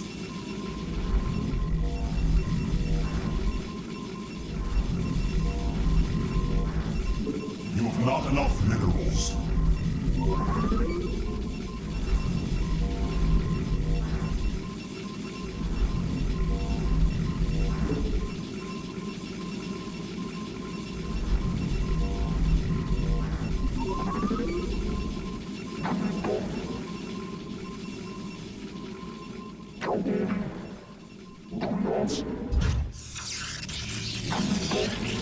You have not enough minerals. You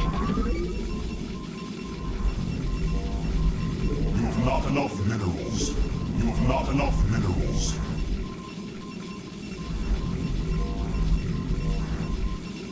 You must construct additional pylons.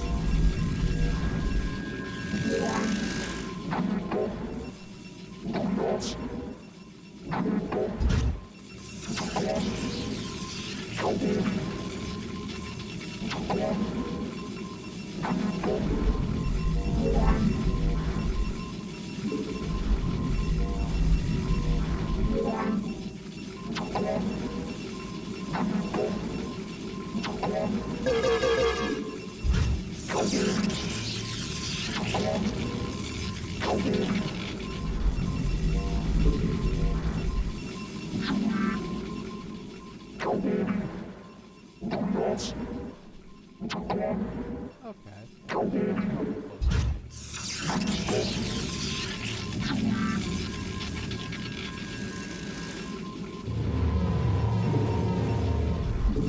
not enough minerals.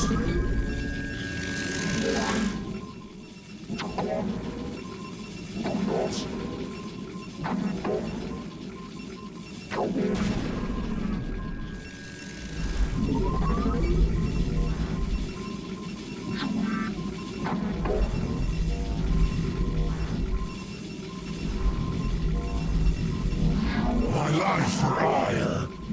Isatu. Kaokola.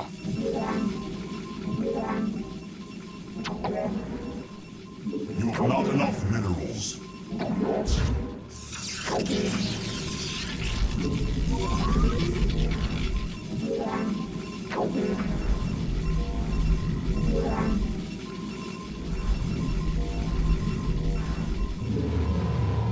You have not enough minerals. You have not enough minerals. She house.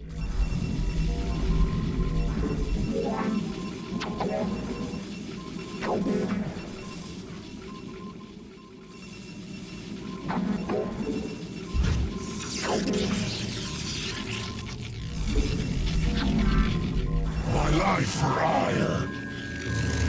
You must construct additional pylon for combat.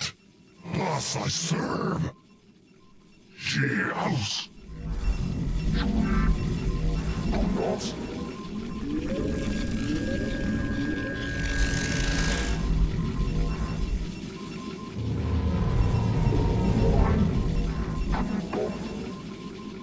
You have not enough minerals.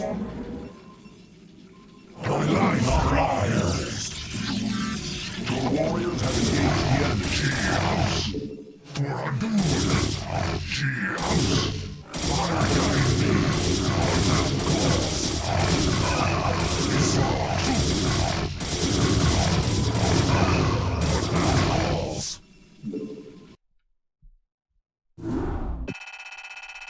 I didn't scout that game, that's all on me. Although, 544 APM, I thought I spammed. This moron is only number cycling.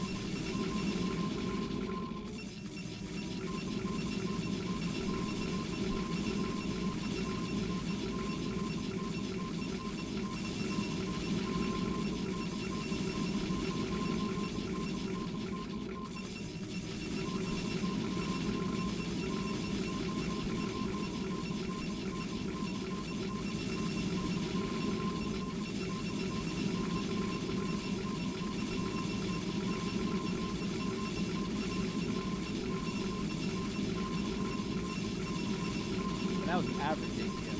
500 average.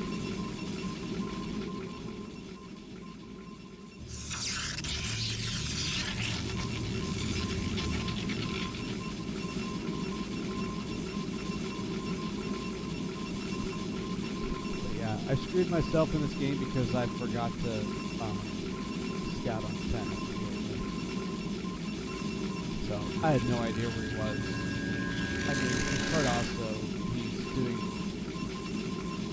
some, stupid all-in bullshit, which is in fact exactly what he's doing.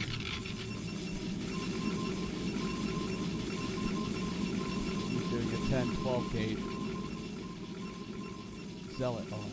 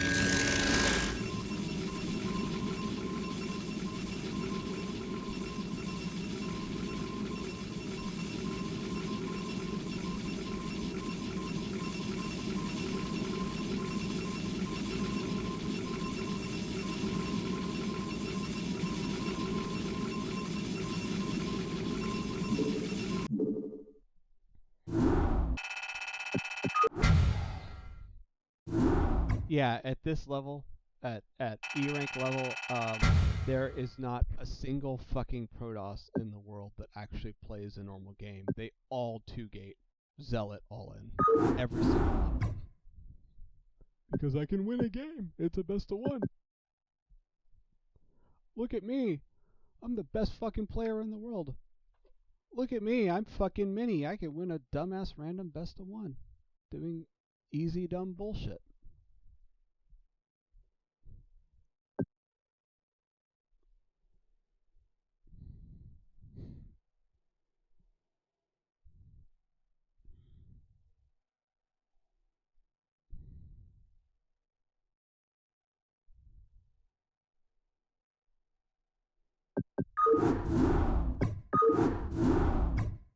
$161 players and everyone plays. That's what it seems like.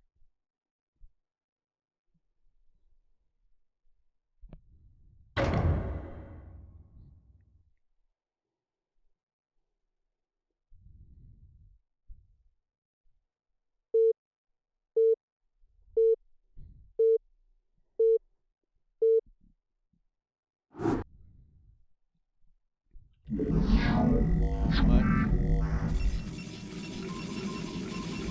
You've not enough minerals. You've not enough minerals. You've not enough minerals.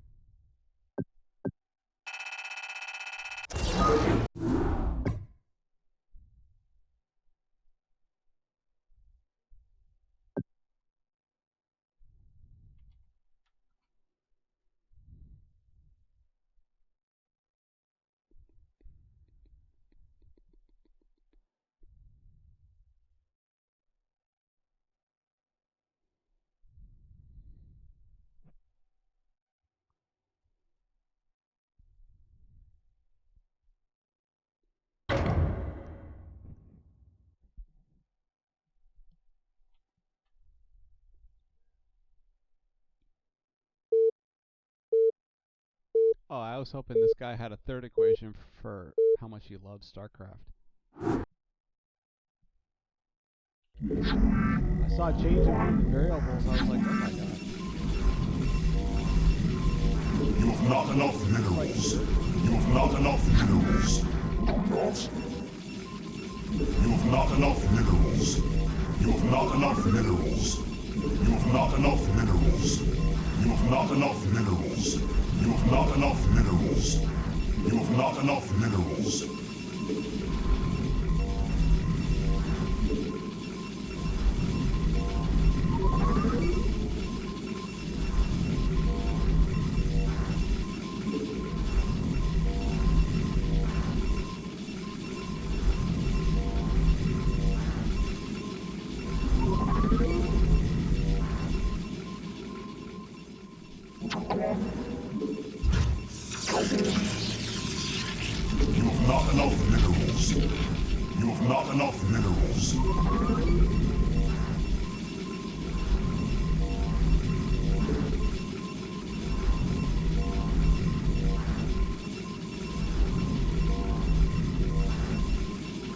Construct additional pylons.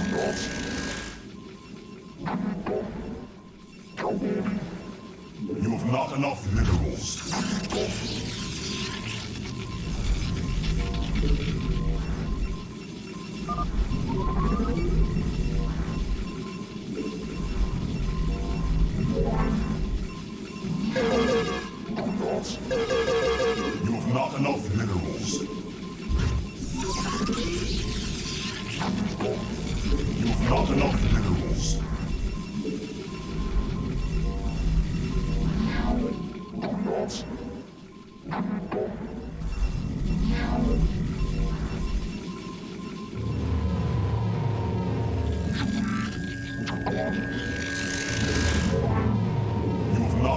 minerals.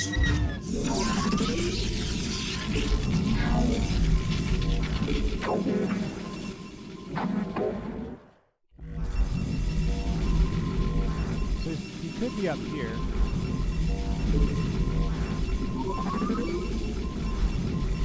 I'm gonna rule that out. He could be up here.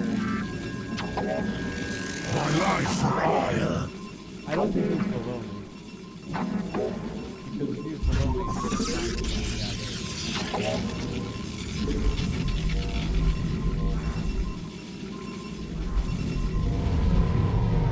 I long for combat. okay. You have not enough minerals. Your warriors have not enough minerals. Okay, so he's doing the same.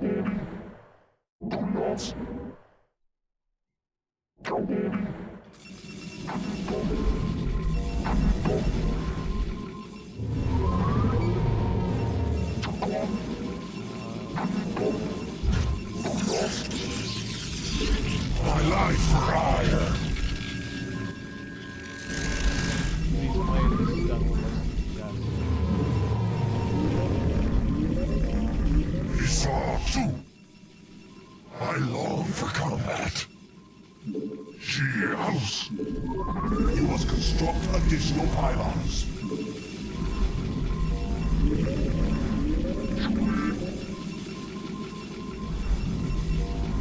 But he could still be doing some sort of... Can't. My life for hire.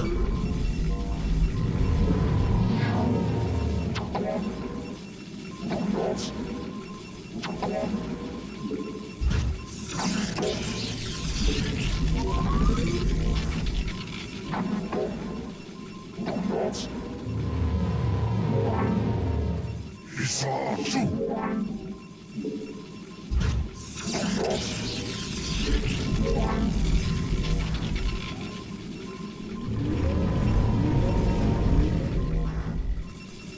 I have returned.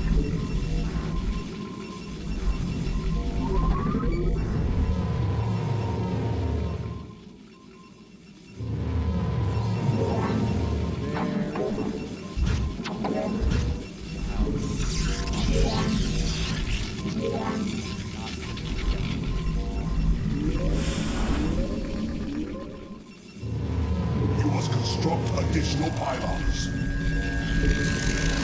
You must construct additional pylons. You must construct additional pylons.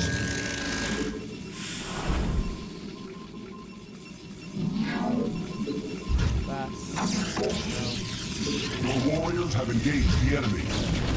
Your down claws. Remaining instructions. He did sell it first. Confirmed. Announcing. Commencing. Lopai. Mitora. Confirmed. Upgrade complete. Transmitted. Commencing. For vengeance. Commencing. You must construct additional pylons. Initiated. You require more Vespene gas. Commencing. For vengeance. Your warriors have engaged the enemy. Announcing. For vengeance.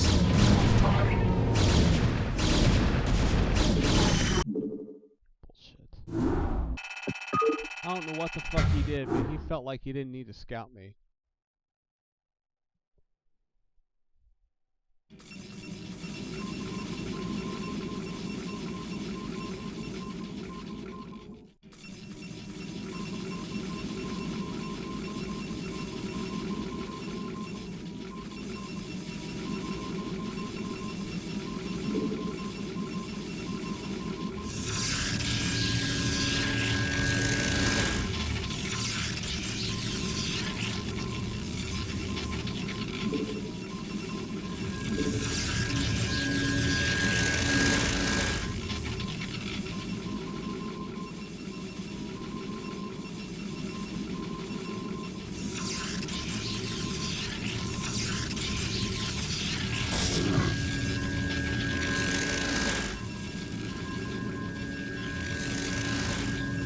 He had it in the second game, like here at like 22.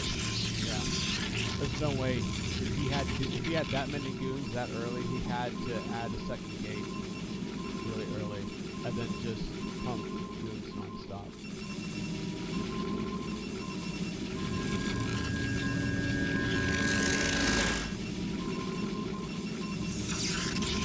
And then you go to the gate.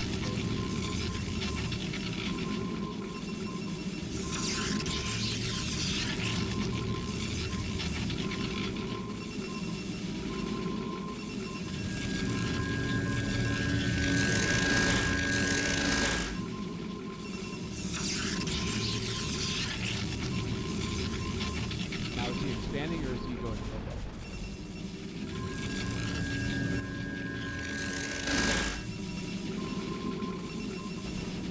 Or is he just going to 3 gates?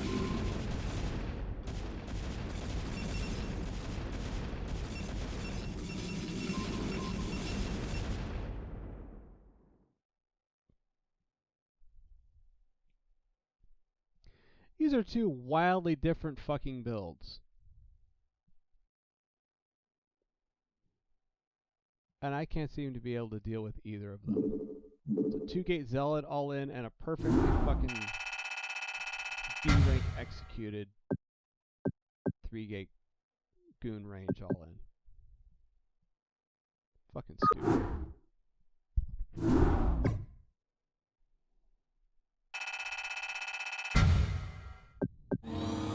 And everyone else is full. I don't know how the hell I got D-League from that bullshit. I really don't. Unless that guy was a fucking A or an S ranker. And I tried to fight him. I have no idea how I got D rank from that. All that nonsense. Okay. Well, let's get our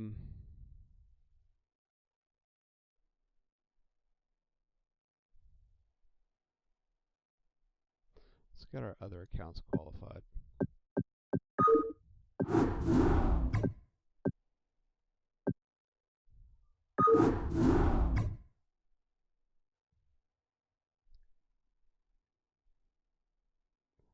I don't know how Blizzard's idiot algorithm works. But I don't understand how I got D rank from all of that. So if my opponent just quits, I get a free D rank. Stupid.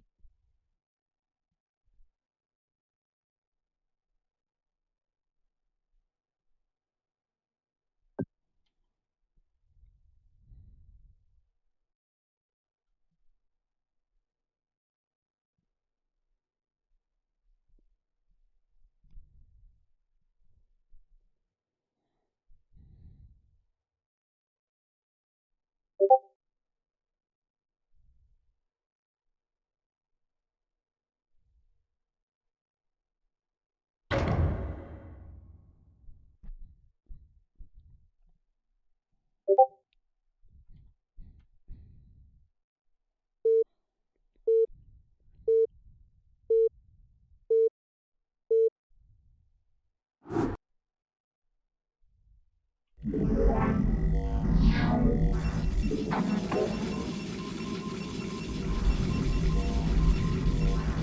have not enough minerals. You have not enough minerals. You have not enough minerals.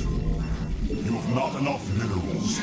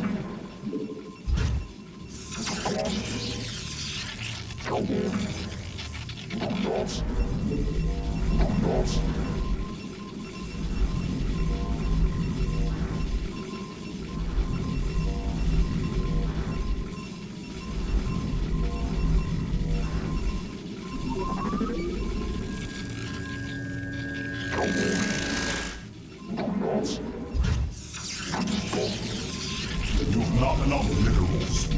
You have not enough minerals.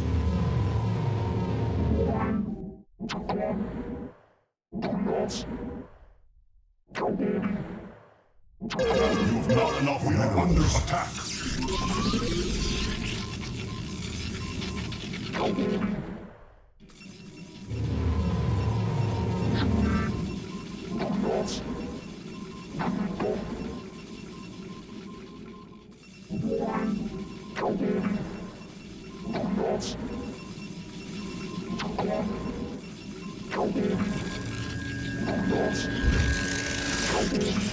You have not enough minerals.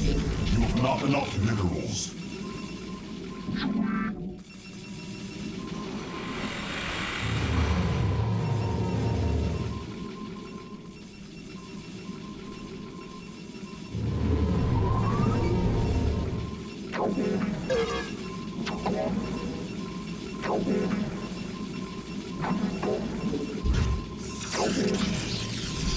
You have not enough minerals.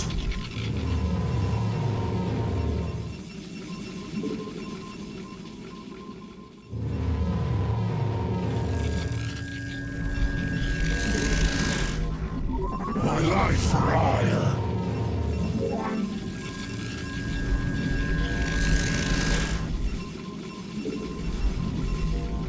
What man calls? Honor guide me.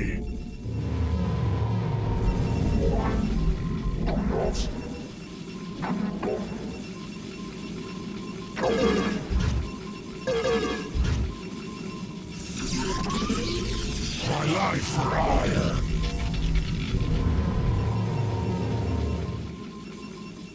I long for combat. Honor guide me. Thus I serve. What man calls? For Adun.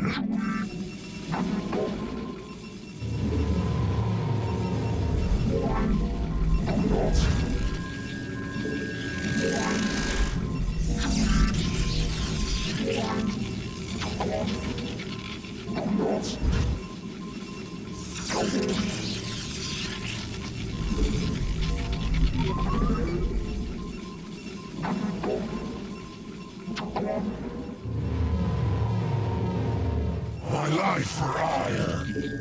For Adun. I long for combat.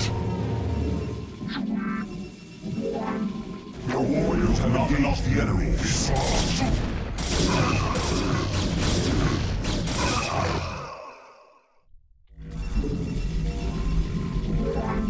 You have not enough minerals. You have not enough minerals. We are under attack. My life for not enough minerals. What man calls? You have not enough minerals.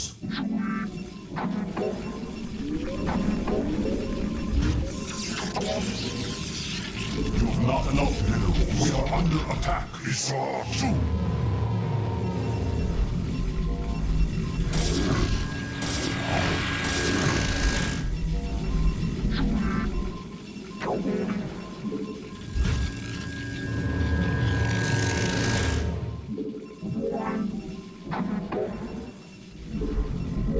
We are under attack.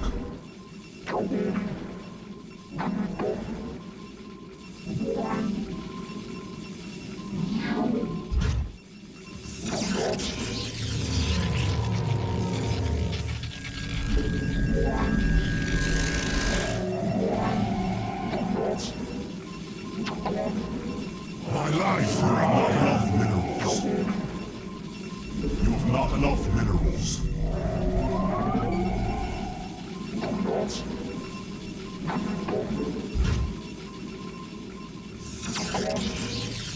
You have not enough minerals.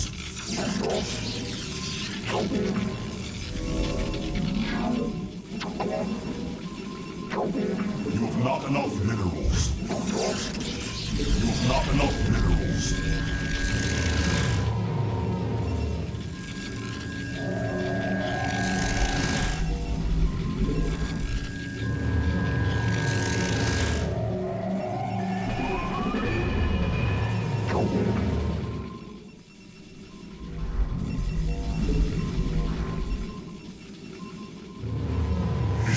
Isatsu Toradun.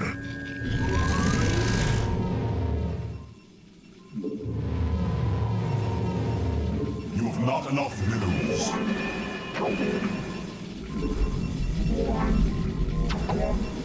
You have not enough minerals.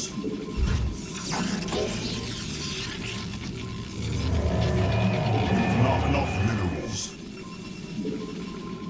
You have not enough minerals. You have not enough minerals. I long for combat.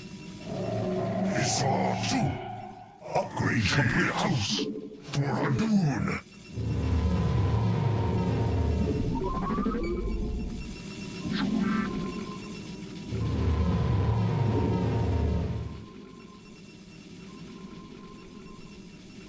You have not enough minerals. I long for combat. Honor guide me.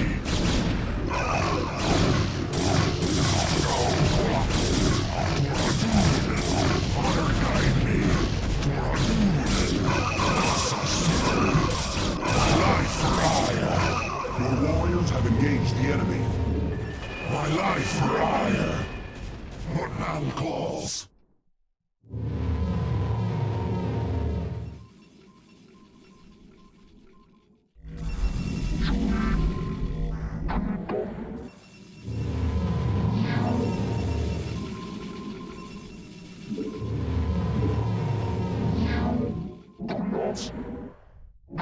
My life for ire. What man calls? I long for combat.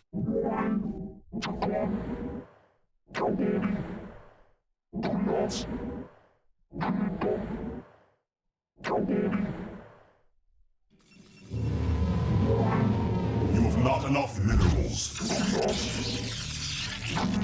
You have not enough minerals. You have not enough minerals. For ire.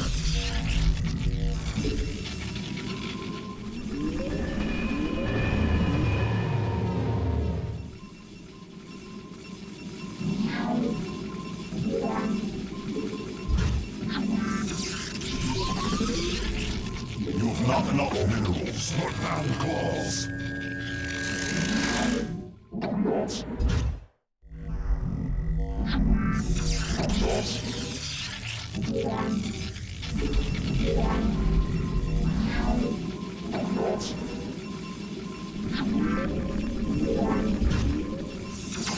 Not enough minerals.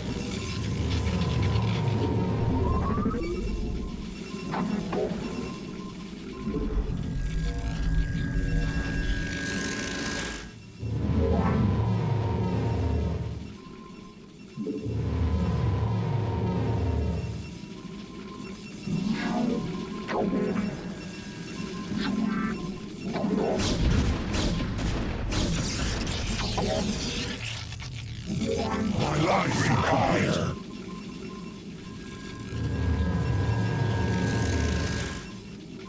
Isatsu Toradun. My life for ire.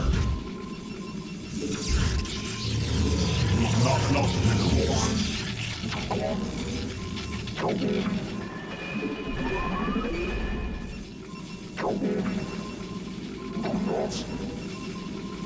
I long for combat.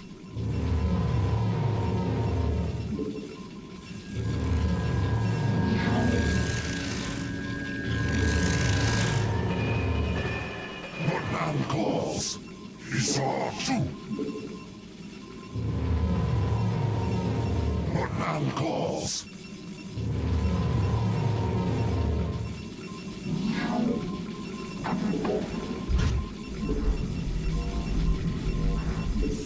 My life for ire. Engage the enemy. Honor guide me. I long for combat. Honor guide me. I long for combat.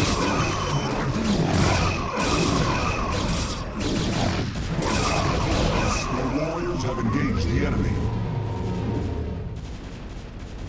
She house, thus I serve. House. Isatsu. House.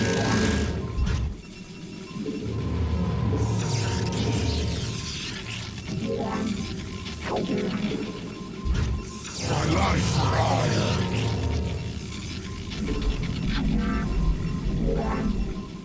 I long for combat. Honor guide me. Kaokola. For Adun. Kaokola. Honor guide me. Thus I serve. My life for hire. Not enough minerals. I long for combat. For Adun. My life for hire. Thus I serve. Not. My life for hire. Your warriors have engaged the enemy. Honor guide me. You know, I think I'd rather play Vermeer than that bullshit. That is fucking stupid. They could just drop and hide behind there. Okay. I would, as predictable as Vermeer is, I would rather play that than that fucking bullshit.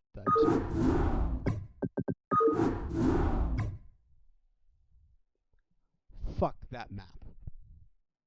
And fuck whoever made that map.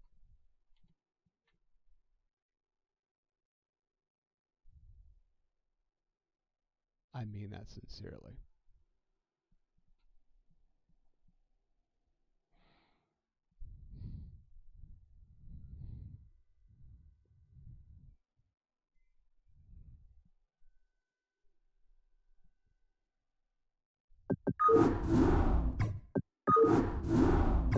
So after these qualifiers, we'll call it a night.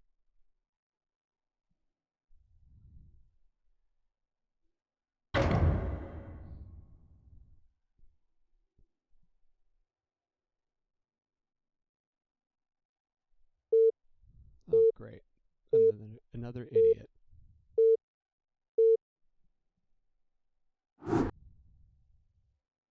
You have not enough minerals. You have not enough minerals. You have not enough minerals. You have not enough minerals. You have not enough minerals.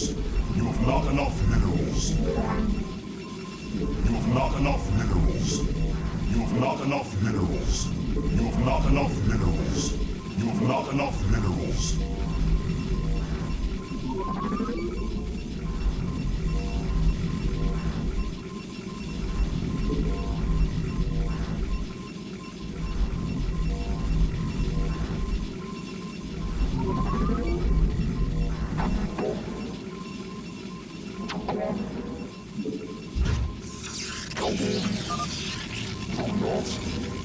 You have not enough minerals.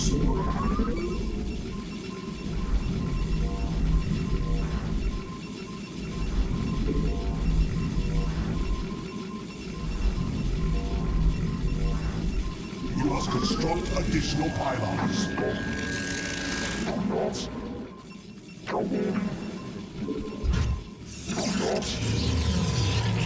have not enough minerals. You have not enough minerals.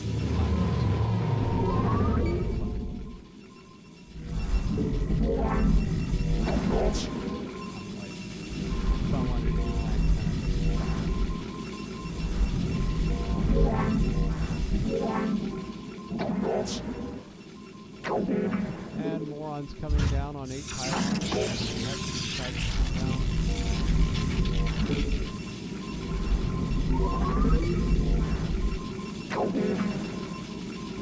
have not enough minerals.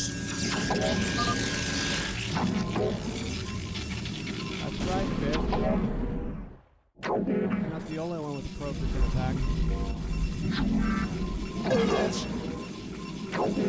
You have not enough minerals. You have not enough minerals.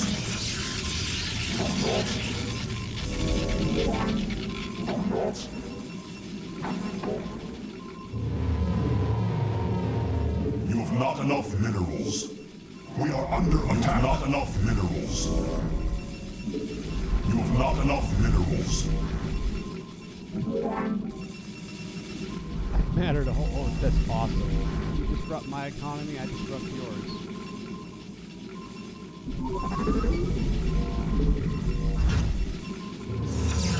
My life for hire. What man calls?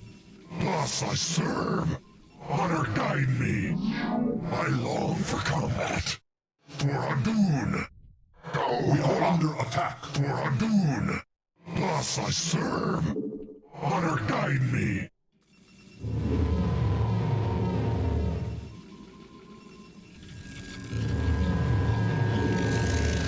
My life for hire.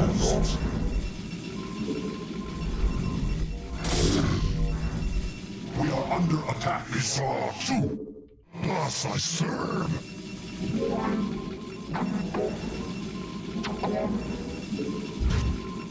My life for additional pylons.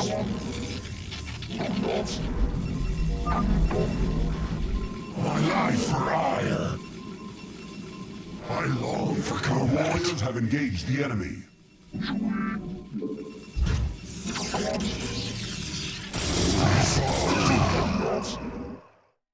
Esau too. I long for combat. Honor guide me. For Adun. Kaokola.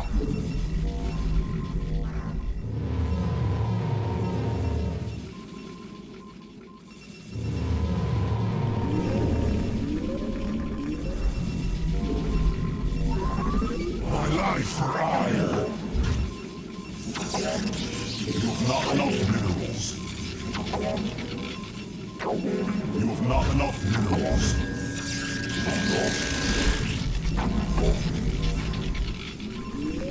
I long for combat.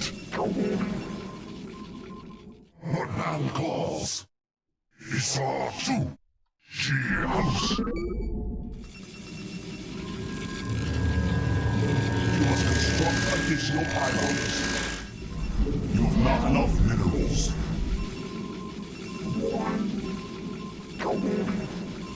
You have not enough minerals.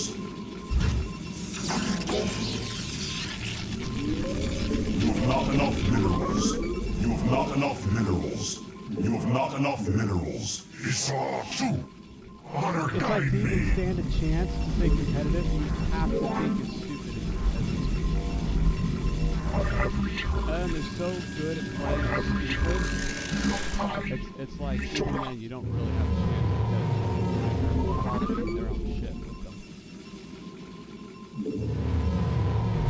You have not enough minerals. Very easy to know how to sling a mud down.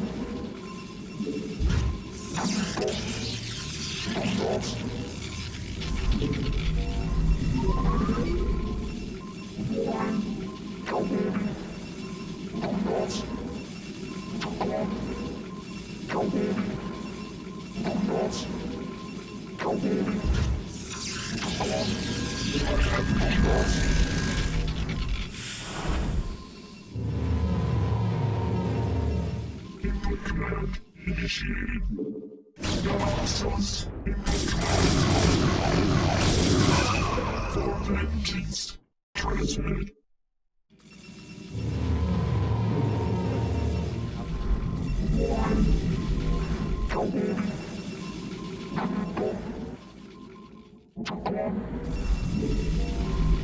Sankalados. Lotai. Confirmed. Initiated. Mitora. Initiated. For vengeance. Commencing. Nagatsul. Commencing. Lotai. Receiving. Lotai. Upgrade complete.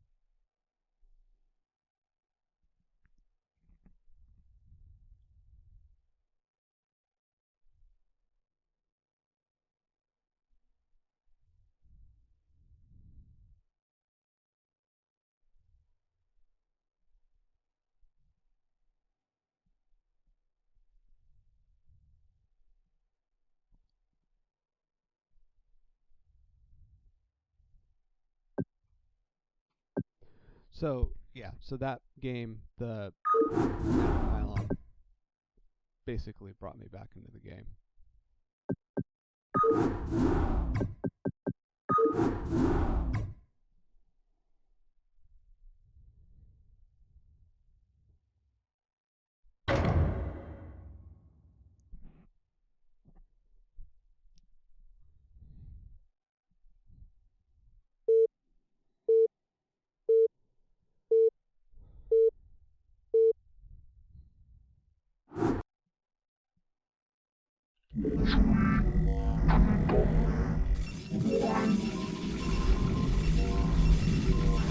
You have not enough minerals.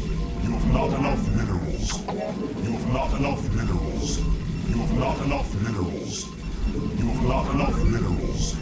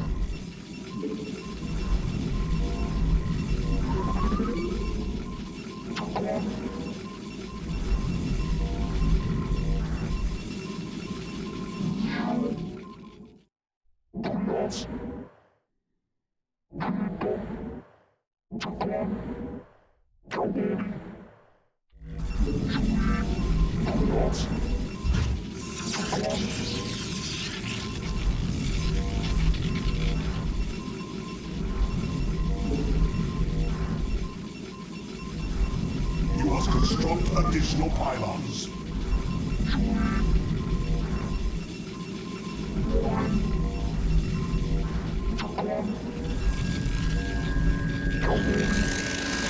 You have not enough minerals.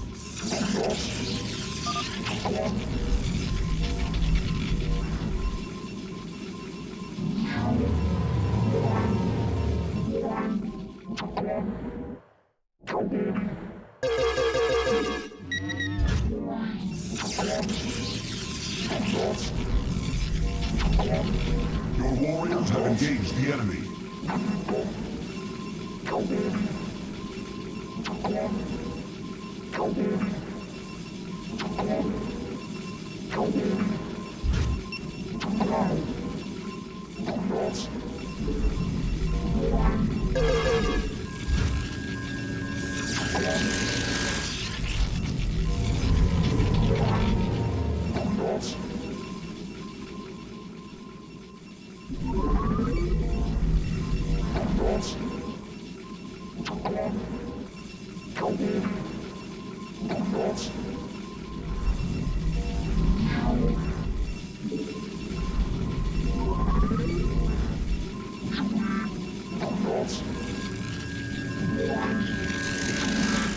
My life for I. You have not enough. We are under attack. House. What now calls?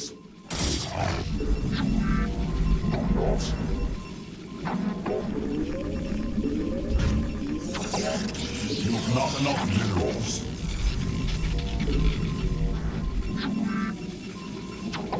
We are under attack. You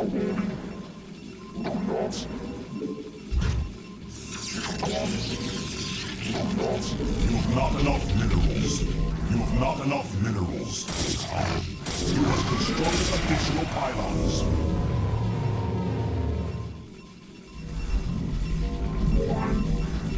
We are under attack. I long for combat. Thus I serve.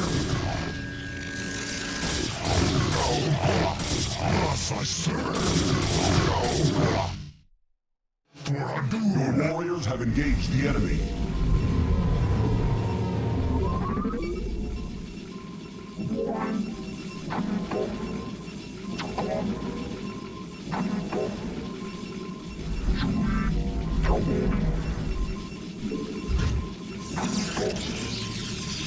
You have not enough minerals. You have not enough minerals.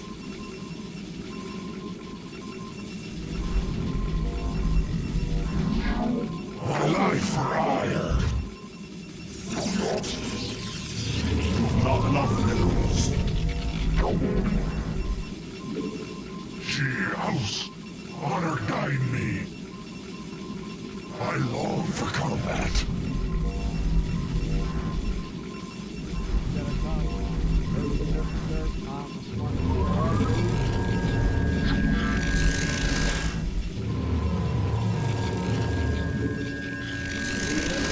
You have not enough minerals.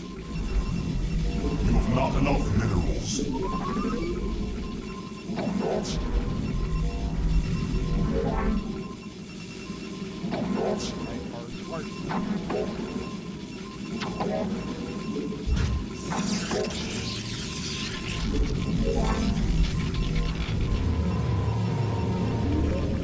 She house, honor guide me.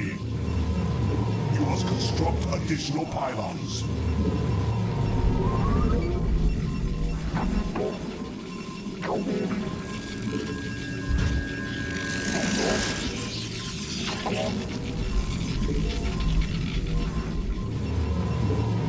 Land calls.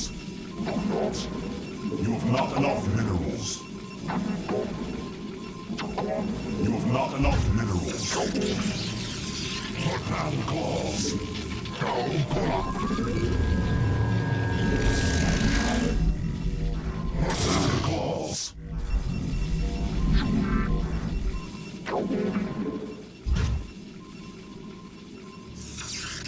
Isaac, honor guide me. She house.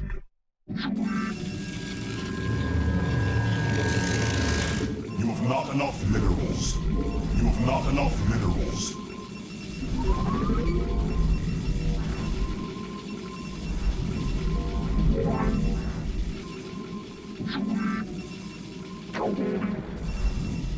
She house. Thus I serve. Your warriors have engaged the enemy. Upgrade complete. I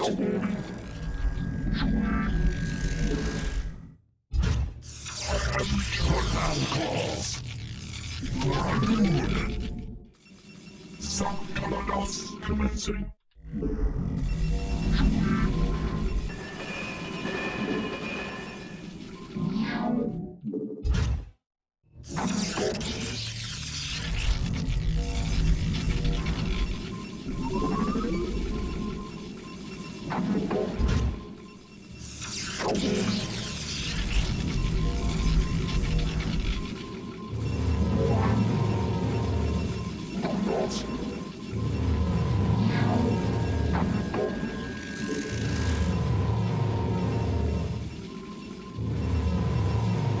You have not enough minerals.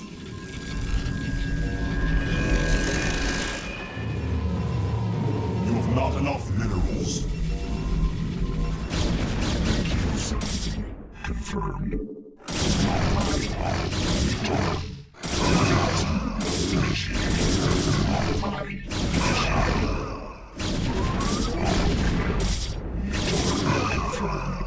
For vengeance.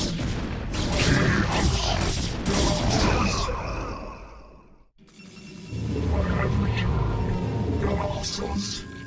Some Kalados hand calls. Mitola. I have returned. You have not enough minerals. You have not enough minerals. Mitola. Some Kalados. Confirmed for vengeance. Confirmed. Lopai. Mitola. Nagazul for vengeance. Initiated. Your warriors have engaged the enemy.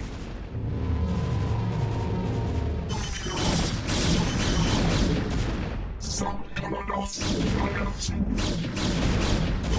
Instructions. For vengeance.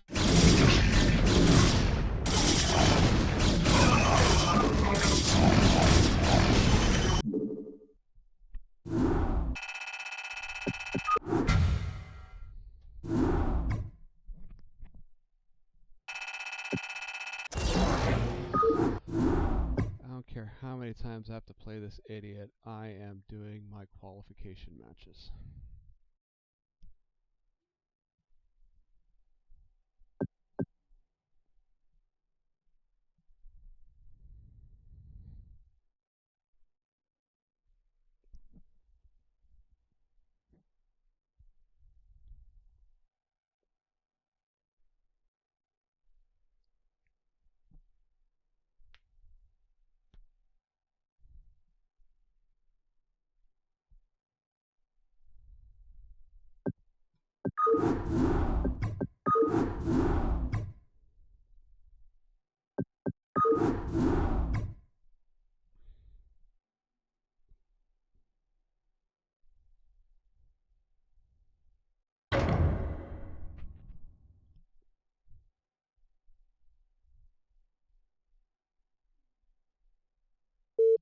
Thank God, somebody different. And it's Heron. You've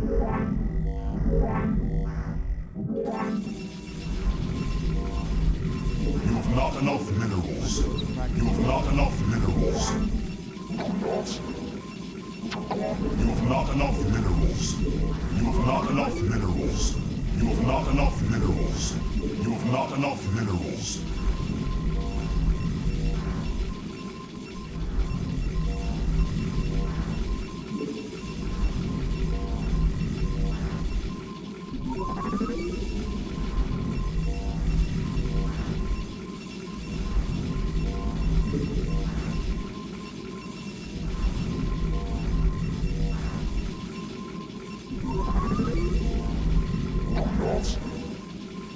You've not enough minerals.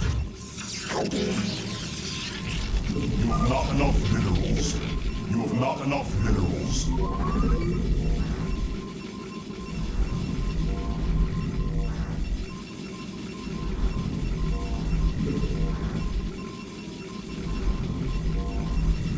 You must construct additional pylons.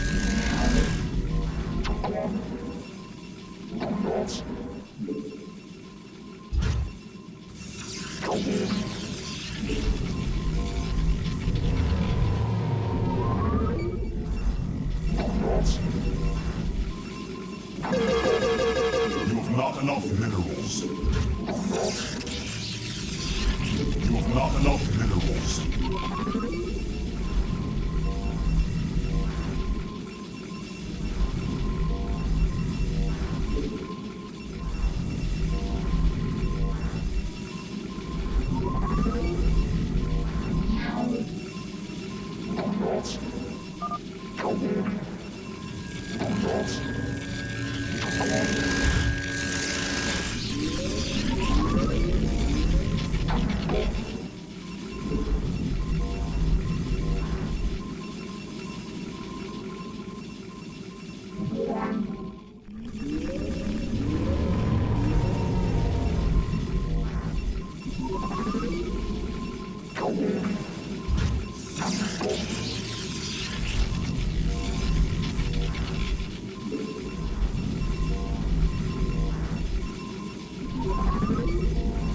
We are under attack. Oh, nice. Smart. That's smart. Just hit him with the SCV, he'll never get you.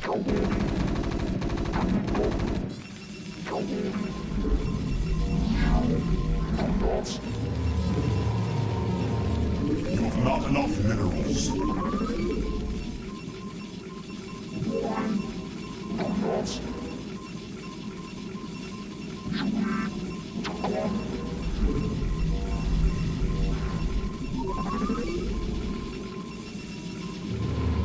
You've not enough minerals. You've not enough minerals. You've not enough minerals.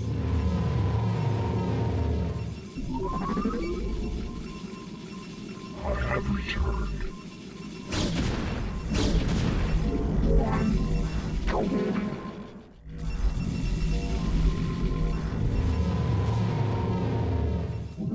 That's fast. 60.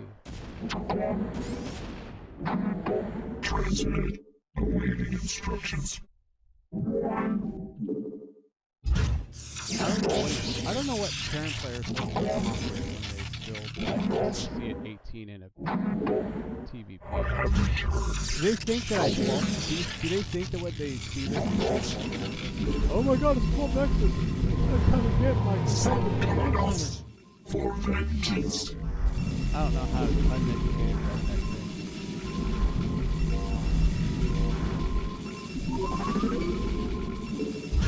Receiving, commencing. But that's definitely a testament to the quality of the instructions. Sure. Transmit, commencing.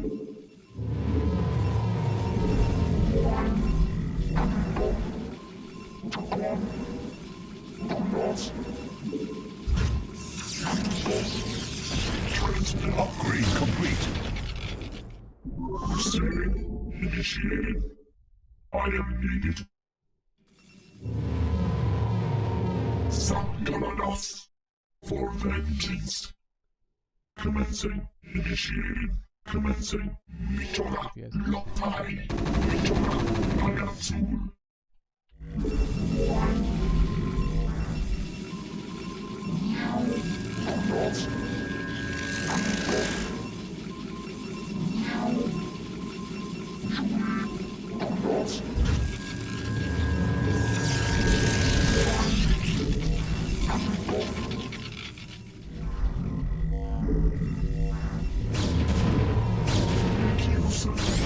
Initiated. Commencing.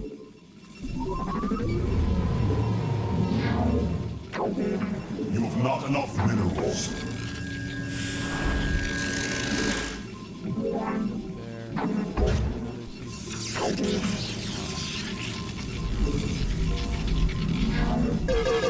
You have not enough minerals.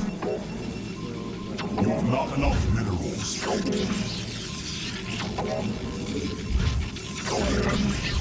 You have not enough minerals. Transmit confirmed. Your warriors have engaged the enemy. Receiving. Mitoga for vengeance. That might have been Galasas. Lopai. Nagatsu. Galasas. Lopai. Confirmed. Your warriors have engaged the enemy. Command. Lopai. Nagatsu. Lopai. Your warriors have engaged the enemy. Okay. Let's see what he's got back there.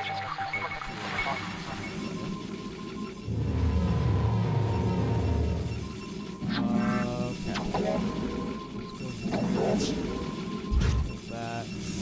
Your warriors have engaged the enemy. That.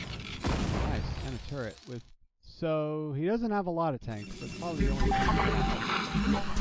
That's something. But he's in a very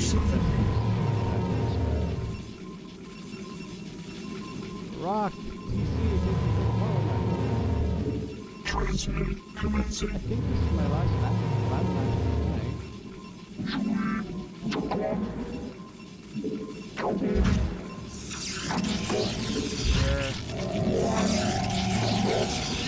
We're really behind on our base, but I have returned.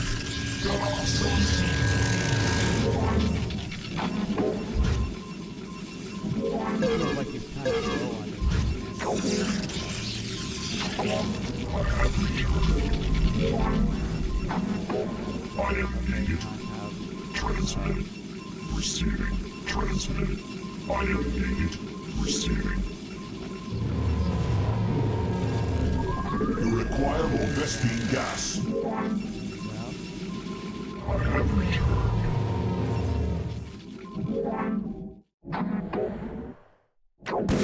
Nice. Okay. Receiving. Confirmed. Thank you, sir.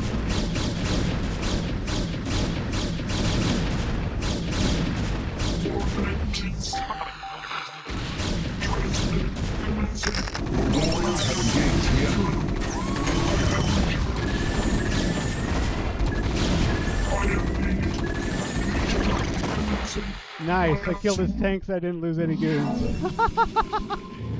Oh my god. You require When that Vespine happens. gas. Input command. Lock party. Confirmed. Lock party. Awaiting instructions for vengeance. Now he has nothing to protect his command center. And he thinks he's ahead of me on bases. I love it. Your warriors Brilliant have move, engaged dude. the enemy. Lock party. Knockout zone commencing for vengeance. Hostiles confirmed. Lock party. Knockout zone. Your warriors have engaged the enemy. I am needed. Make use of me. Commencing for vengeance. Oh, look, that's spider mine. For He's gonna kill me now. engage the enemy. He's invincible with spider mine. For vengeance.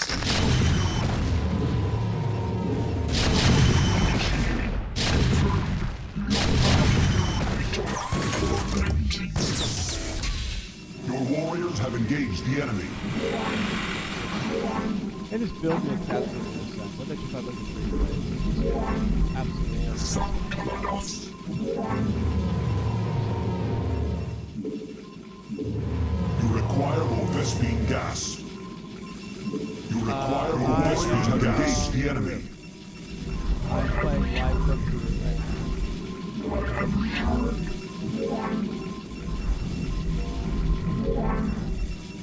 Receiving. Galaxos. Nagatul. Mitora. Confirmed. Transmitted. Galaxos. Confirmed. Commencing. Nagatul. For vengeance. Lopai. Mitora. Initiated. Confirmed. I have returned. I have returned. You require more Vespine gas.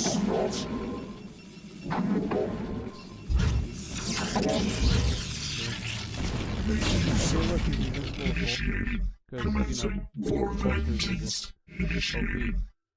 Lopai. so. Confirmed. For vengeance. Commencing. For vengeance. Commencing. Confirmed. Your warriors have engaged the enemy. Transmitted. I have returned. Confirmed.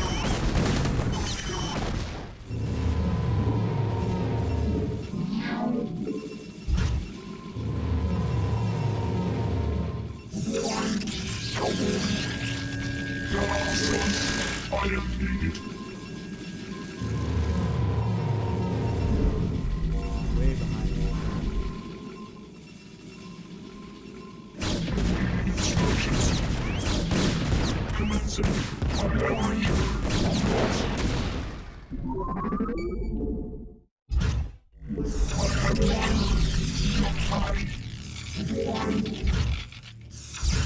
Your warriors have engaged the enemy. Receiving. Confirmed. Commencing. Knockout zone. Commencing. I don't understand how people get this confident over no obvious victories. Your warriors have engaged the enemy.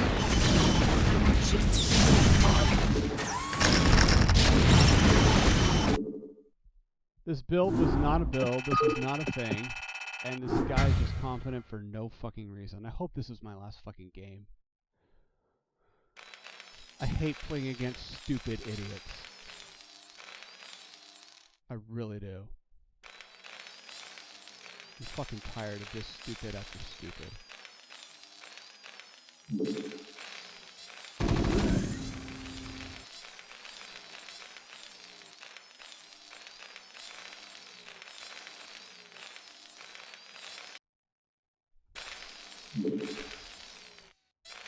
Yeah, look at this. 17, 16. Okay, so this is like... He was trying the 16 CC and it wasn't even that good. He built the 16 CC late.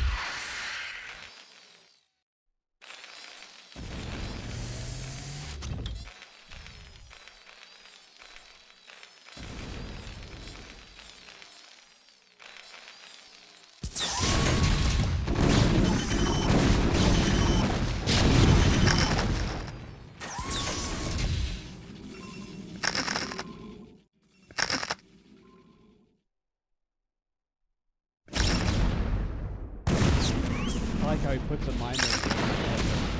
I was gonna say it never triggers. That was force based, really?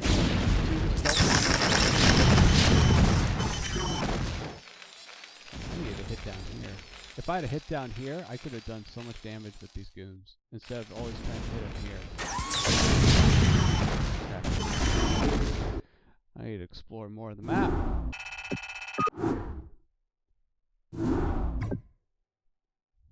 No, I have one more fucking more on the field. God damn it.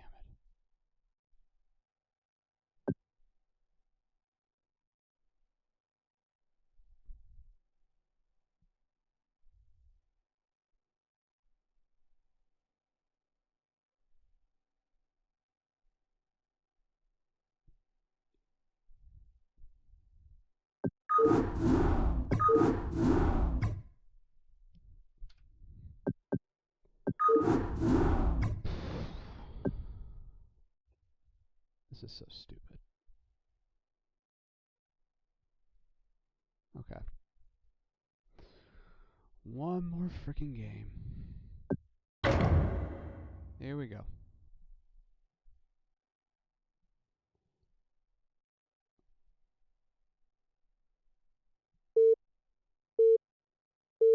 Oh, and it's a Protoss. Wonderful. Okay, so we're 2 gating. In base 910 gate.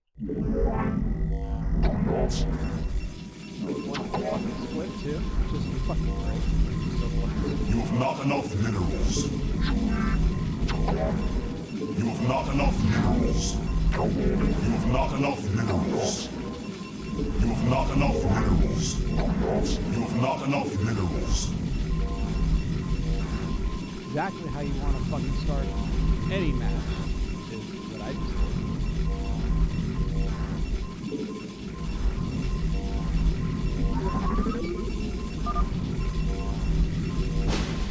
Sure, yeah, why not? I said I was going to be done with the qualifiers. I'm done.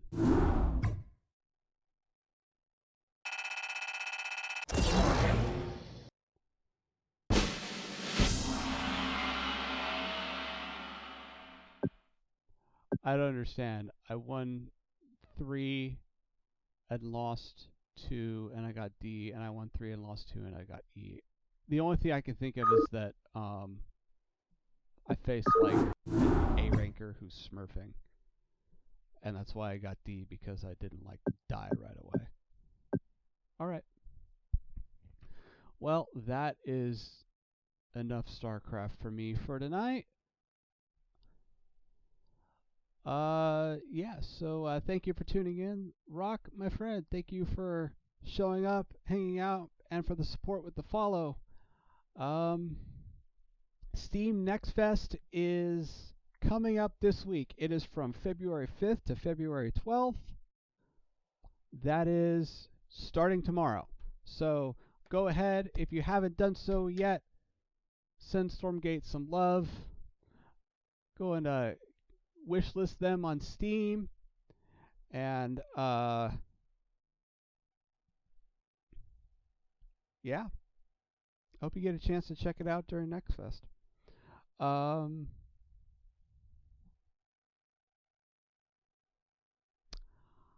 I will see you this week.